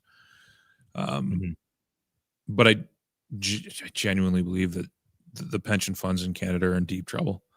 Yes. They're just these great big bags of loot that these guys, like Mark Carney, Goldman Sachs. He worked for Goldman Sachs, man. He ran 2 central banks, man. He ran Brookfield. Yeah. This guy is not the champion of the middle class. And I don't understand how liberals can turn that off in their heads. Like, something that was intrinsic to understanding the world in the late 90s and the early aughties was that Goldman Sachs was bad. Generally, like, you could listen to their prognostications because they were pretty good at trends because they were setting the trends. These are very skilled corporate raiders and looters, and we just made the man prime minister. And with the authority vested in him through Parliament and through the Governor General, nothing's safe, nothing's sacred, nothing's sacrosanct. With the right crisis, he can get his hands deep into the pockets of all the pension funds, and he can force them to buy bonds and prop up the paper market and money infinitely. And monetize the debt. Is that if you're getting paid out in dollars, you're going to get wrecked. Yeah, and it'll be a massive wealth transfer, is what that would be. Yeah, it's so sad, and I think it's unstoppable because you just can't get people to wake up to it. They don't even, like, it glaze over. You start talking about it, and they Speaking of glazing over, I broke the seal, so Frank, you're gonna have to take the mic for a second. That's why you have me on. You just want me to babysit this thing. All right. Into chat, because I've seen all kinds of financial advice in here. Somebody's saying their investments in weed all keep going up in smoke. I don't know if that's the way that's supposed to work. I saw there was a comment that actually made me smile, but it's long gone now. It was by the Saskatchewan Chronicles, or the Sasquatch Chronicles. If I was baked, I would be into this speech. Nope. Homer Simpson came in with the observation that he became filthy rich in the stock market. Good for you, Homer. Yeah, the stock market has made me rich. And here it is, Sasquatch Chronicles. I don't know about Canada, but Carney is killing it for my Brookfield stocks. He's investing in Carney. Probably smart. I'm not smart enough or stupid enough to do it. I don't know which it is, smart or stupid. I can't. I just can't seem to follow the money when the money's going to a bad place. I can't get on board. What do we got? Kathy's Air Force says silver has had an industrial use for a very long time. We just didn't need it as much. We need a lot of it now. And we are now 5 years into structural deficits in the silver supply. There's still we needed lots a lot of it silver before, actually. The reason why they call it the silver screen is because it was used for developing film. And then for a while, the price of silver dropped because that industrial use stopped. Because we stopped doing so much of that. And then it went back up because of modern contemporary uses for silver. It's interesting. Oh, yeah, it's huge. industrial supply and demand of silver over time is really interesting. Well, and we don't. The world simply doesn't have enough of it. I mean, we're going to get through the next several years on existing supply, but it's not something you can easily ramp up. There's not a lot of dedicated silver mines in the world. Silver is produced as a byproduct of other metal production, and you can't ramp up those other metal productions to get more silver unless silver is worth a hell of a lot more money than it is right now, and then maybe you could. But that's the trick. The paper market, the derivative market in silver is what's guiding price. And there's a war right now between those who know that physical silver is worth more money than the paper market and those who want to keep it suppressed, largely so they can buy it. So, like, when the Russians start hoarding silver and the Saudis start hoarding silver and the Indians start hoarding silver, and I mean, the writing's on the wall. The world is telling you what's happening. They want to keep that paper spot price low so that they can buy it all up before they let it float. And I think that's where we're at now. And I don't think that's hyperbole. I don't think, and I'm not trying to hype anybody up. I don't have a silver exchange where I can sell you coins. That's what I see. The world is telling us something about gold and silver and the end of fiat and industrial demand and this perfect storm in the commodities market. That's what I think. Yeah, that's a really good point. Winiska with a $10 super chat says, didn't think the PBO say we had to change course now, or Canada is done, or didn't exactly the what he PBO said. say that? Yeah, he absolutely said that. And you know Not what the a matter of response from the years. government was? Hold my beer. I'm gonna keep going further. We're just gonna keep doing it. No worries. Just and keep in mind, that's Carney's guy. Carney appointed that guy to do that job. Carney's man is telling us we're doomed. So I don't know what more you want. Folks in Canada, the elbows up crowd who think Carney's here to save us, man, they've told us what they're here, what's going to happen and what they're here to do. Well, as I said, the elbows up crowd is not just not just the liberals, but the number of times I've heard Pierre Poilievre come to the mic and say, "Where are the elbows? I want to see more elbows. He doesn't have the elbows." Wait a second. It's the same thing. He should be saying, that's more like it. We need to be making our relationship with the United States better.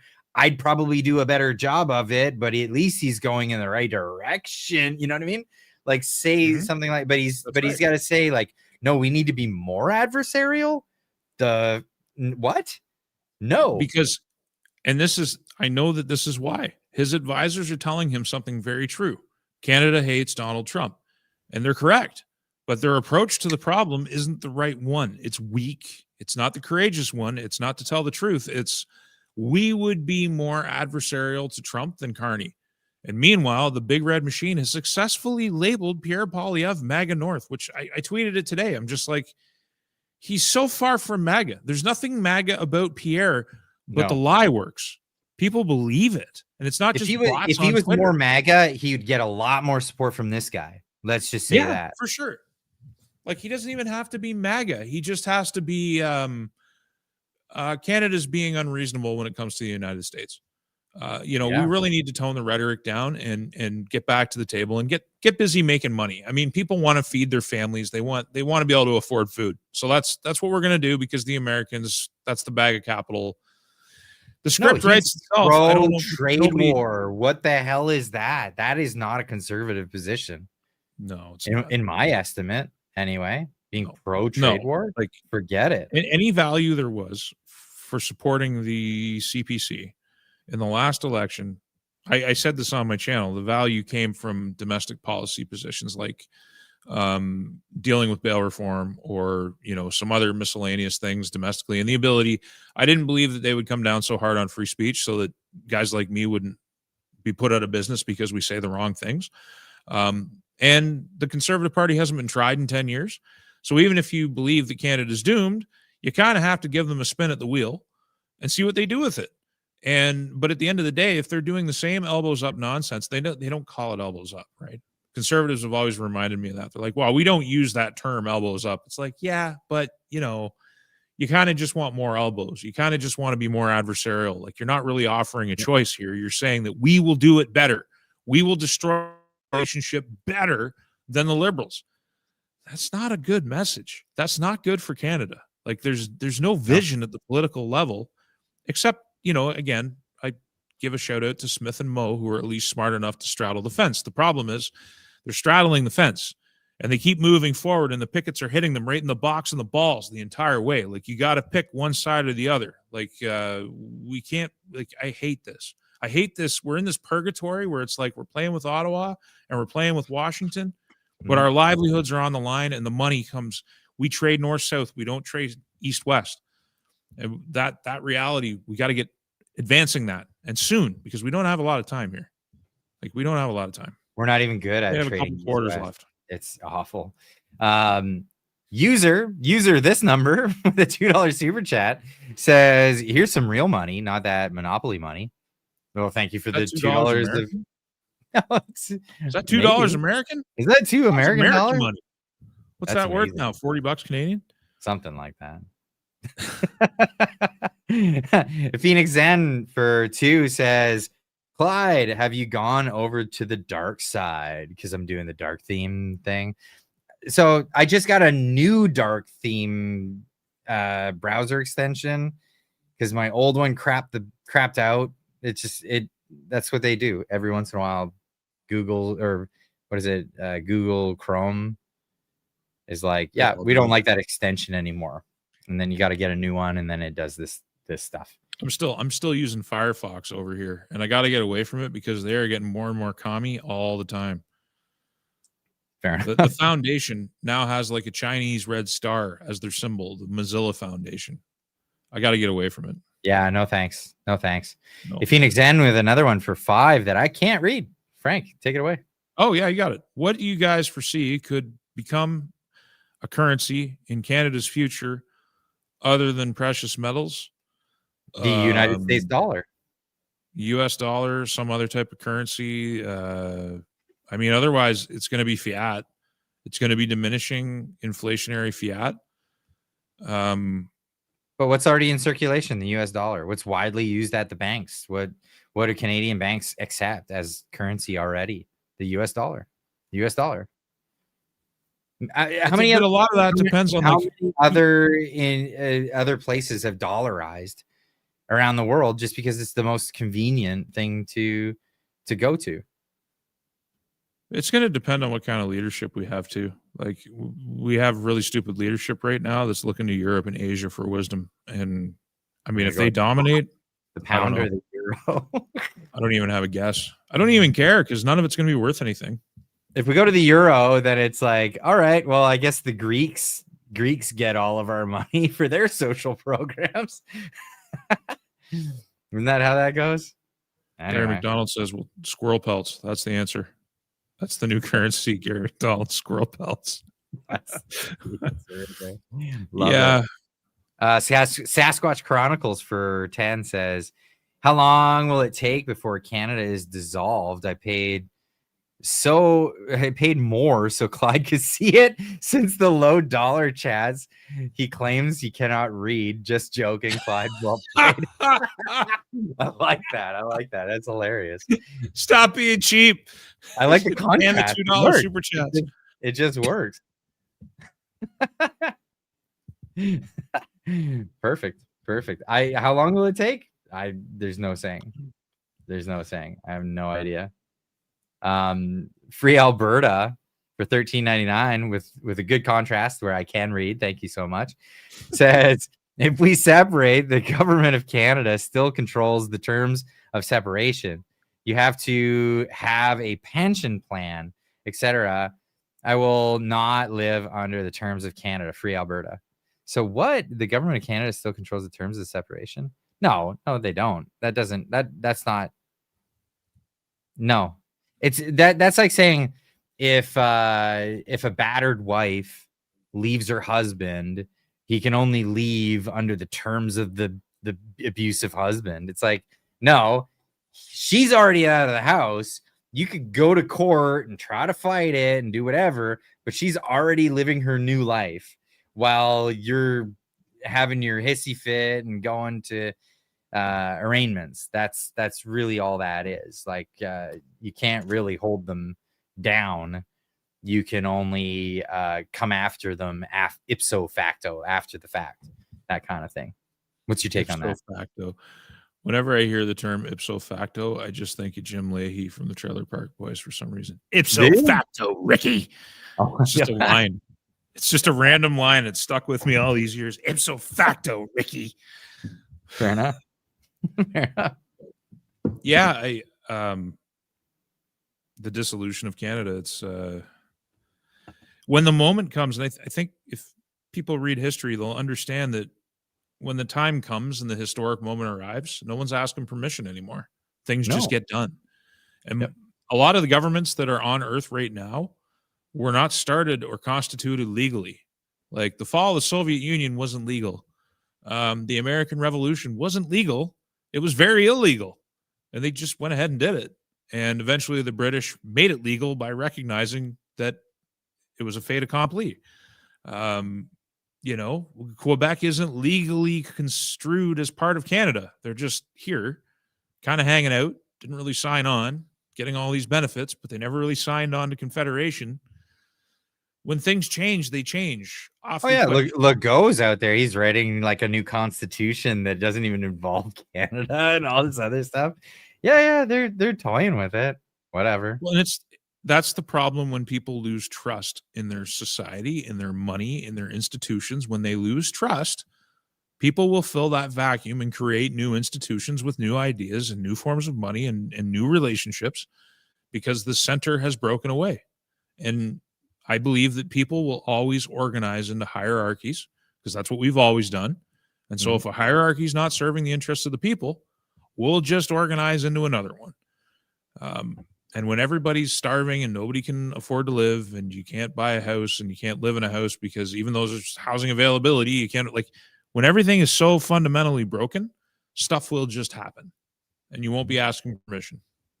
No. You won't be worried about poaching when you're starving and you're shooting a deer, you'll just be shooting a deer.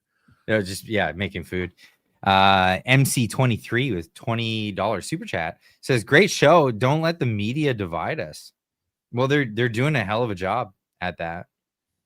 They are doing a hell of a job at that. And I'm just trying to be what I'm trying to do is speak truth to power. And this gets a lot of people mad at me at both sides, right? And that's, Frank, you're no stranger to this. When you see something, you just straight up come out and say it, and you're not shy about it. But what do you see in the media space? You see people that, and I'm not pointing any fingers, but the two of us are not in this camp, that are either captured, like audience captured, or captured by the okay, let me just say it. If you play the game, you get access. Fuck, you knew exactly where I was going with that. Sorry for my French on that. No, but I get it. When that last election was happening, the conservative candidate for my riding invited me out to lunch, and he gave me that quid pro quo. He gave me the, hey, you're hanging out with this guy who's running in this riding. What's your relationship with him? I'm like, I don't know. I just like him. He called me on the phone, like anybody else. Called me on the phone, invited me out for barbecue at his house with other people, and was friendly. Would you guys do the same? And he gave me the old, well, he's not one of our boys, so be careful who you're hanging out with, because it'll get you access. We'll give you access to more interviews and other things if you toe the line the way we want you to do it. And I straight up just was that a quid pro quo? And he kind of walked away from it. But it makes you think. You gotta think when you're looking around and you're looking at who's got access to what. Well, how did they get there? Right? They're not asking tough questions. We're not seeing a lot of pushback on poor decision making, or who's responsible for them, or self-reflection on any of this stuff. But the ones that do have the self-reflection have no access. And that's where life gets interesting. So yeah, a big old, yeah, screw you to the to that concept. And Well, I'm just gonna keep saying it like it is.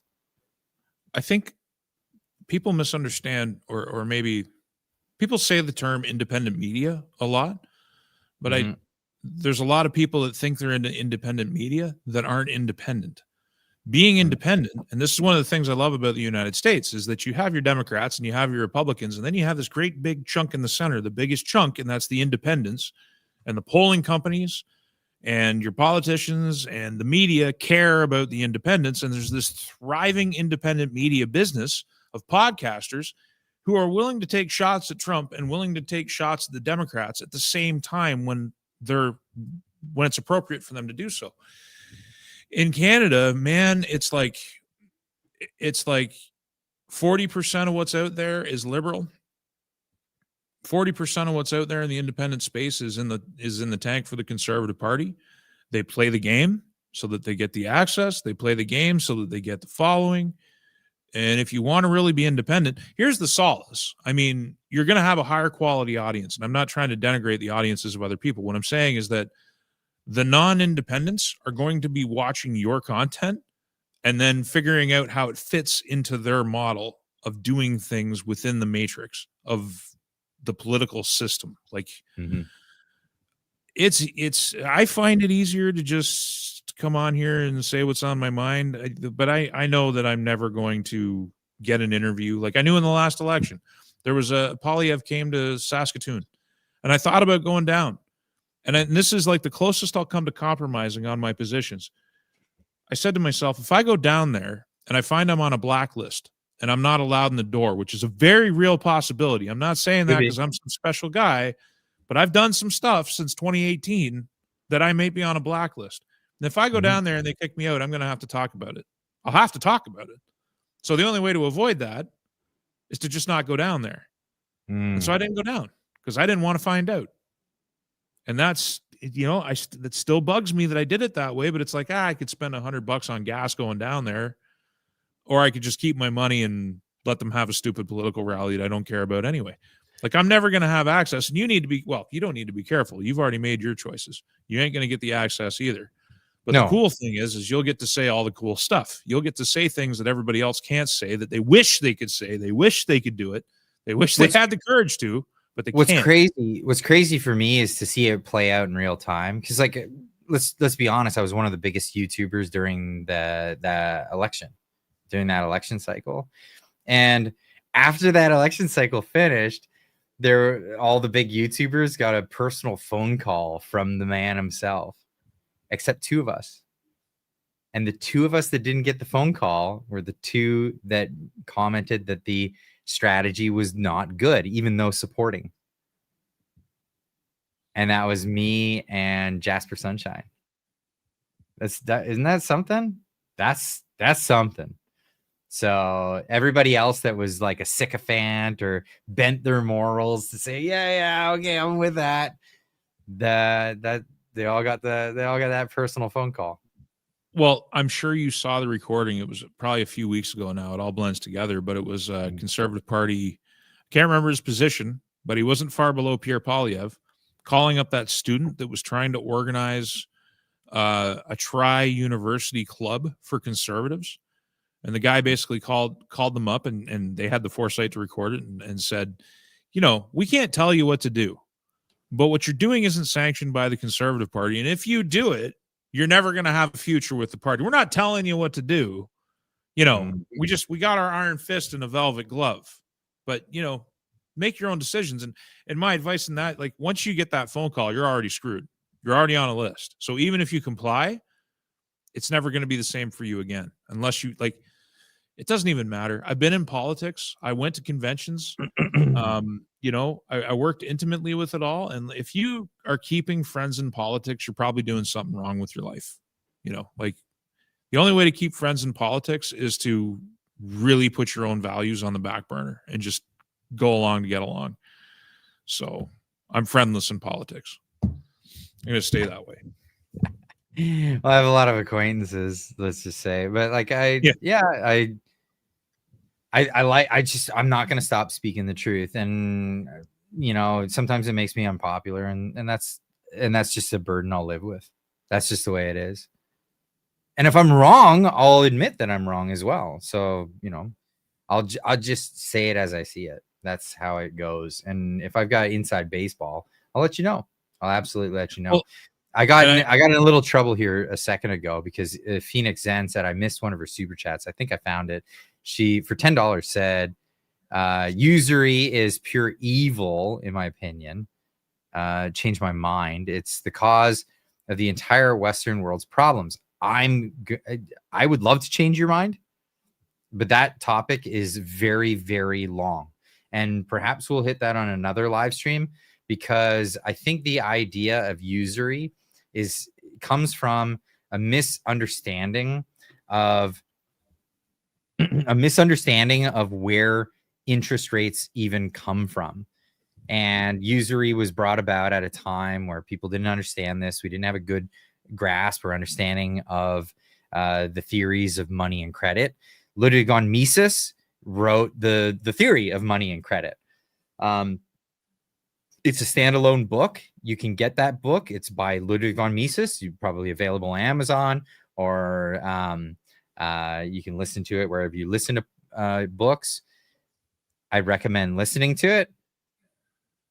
As a prerequisite, I would say Human Action, his treatise on economics, would be great before that, but you can listen to that one as a standalone. But once you understand the theory of money and credit, the argument that usury is a sin or a crime vanishes when you really understand the concept of time preference versus the supply and demand curve, right? The supply and demand curve still exists, but the idea is I want money now when it's not available to me, and I'm borrowing it from someone who it's available to. What's being sold in that marketplace right there? Time. You're selling time. You're selling a preference on time. And what it does is it's allowing you to have capital or have liquid capital so that you can invest in things that you wouldn't have otherwise been able to invest in had you not have somebody have that available to you. Now they're going to give it to you at a supply or at a price. What's determined there is based on the supply and demand curve. How many people are out there willing to lend versus how many out there are hoping to borrow. And that's your supply and demand curve. And that's where market interest rates come from. Government interest rates, manipulated interest rates. I'm completely against this concept. And this is what central banking does. This is what central currencies do, or fiat currencies do. I'm very much a free market proponent. And I think that the idea of interest rates being there it's a perfect mechanism to get people to not consume in the now when they should be. What's in your profile, Frank? Delay gratification. That's correct. When other people think it's all about something erotic or whatever, it's actually about exactly this. And it's only left wingers that do it, but they're just like, "Oh man, you're sick." Semen retention. I'm like, what? It's like, delay and gratification. Who goes there? Or it's paying the surplus for not delaying. Right? You have to pay to play. It's a game. It's a market, right? And that's how it works. And I think the concept of usury gets mixed up in the concept of central banking. So like sound money should be the basis of an interest-bearing loan or a loan that you pay a fee on. So if when the central bank issues money and it's issued at an interest rate, then that automatically means there's not enough money in the economy to pay that note back. So it starts off unsound. But if I've got 10 grand and Clyde needs it, and he's going to have that 10 grand for a certain amount of time, and I'm like, I'm going to need 11 back. Yeah. That's a business transaction. And I mean, you provided a service. You gave me $10,000 that wasn't available to me. And the price of that, and because I had a time preference instead of saving it up myself, it was better off that I had it now. So the price I got to pay is $1,000. It's a transaction. Yeah. Yeah. It's not usury, as is explained in ancient texts that where people just didn't understand the concept behind interest. Yeah. Yeah. There's an interesting a guy in the chat just caught my attention a minute ago, but he's like, I paid a 14.5% interest rate on my mortgage. Really incentivized me paying it off really quick. Yeah, it would do. It would. It would do. Would do. All right, we got one last one from Myron Ans for Tan says, our country is broke. Never mind broken. I lost my job due to lack of work. How many more have to? It's getting worse with company closures. Not good for Canadians. No, it's not good for Canadians. That's bad, bro. And I'm sorry to hear that. I'm sorry to hear that. I hope you get something else. And hopefully people bounce back. I'm encouraging people, like, if you have skills, if you have the ability to, consider moving to the US. Consider it. And if you don't have skills, consider getting those skills and acquiring them so that you can relocate. And there is a hell of a call for trades in Alberta and Saskatchewan. There's job listings all the time. If you can build things, if you can do things, if you can get yourself into an apprenticeship, there's still money to be made in Canada. Admittedly, the government's going to take a lot of it from you, yes, as a tax for being productive. But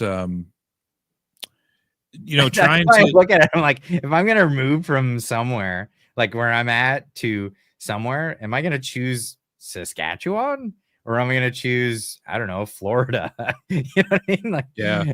Some people don't have the choice, and I get that. I absolutely understand that. So Saskatchewan is an option for a lot of people, but I mean, if you have options open to you, if you have skills, this is one of those things. You can open your horizons up. I want to know, somebody in the chat said to me a while ago something about Gordon Lightfoot's song Sundown, and I just want you to know, whoever said that, I have it bookmarked. I'm going to listen to it later. I have no idea what that was all about, but hey, Gordon Lightfoot's awesome. So yeah, for sure. It's a new song for me. Well, why don't we wrap it up? Yeah. Why don't we wrap it up at that and encourage people, get on over to the Discord, because we're going to be hanging out in the Discord. I know Frank's going to be over there. I think Jack said he was going to come over. There's going to be a bunch of people that are coming over to the Discord. It is a fun time. So it's different every time too. You never know what you're going to get. It gets wild in there. Sometimes it gets serious. Yeah. Yep. You never know what you're going to get. Enjoy. Come on over, hang out in the Discord. The link is in the chat here. Get on over. We'll see you guys in about 5 or 10 minutes or something like that. We'll be over. Anyway. Have a good night, everybody. We'll see you all tomorrow in the next video, I guess. We'll see you then.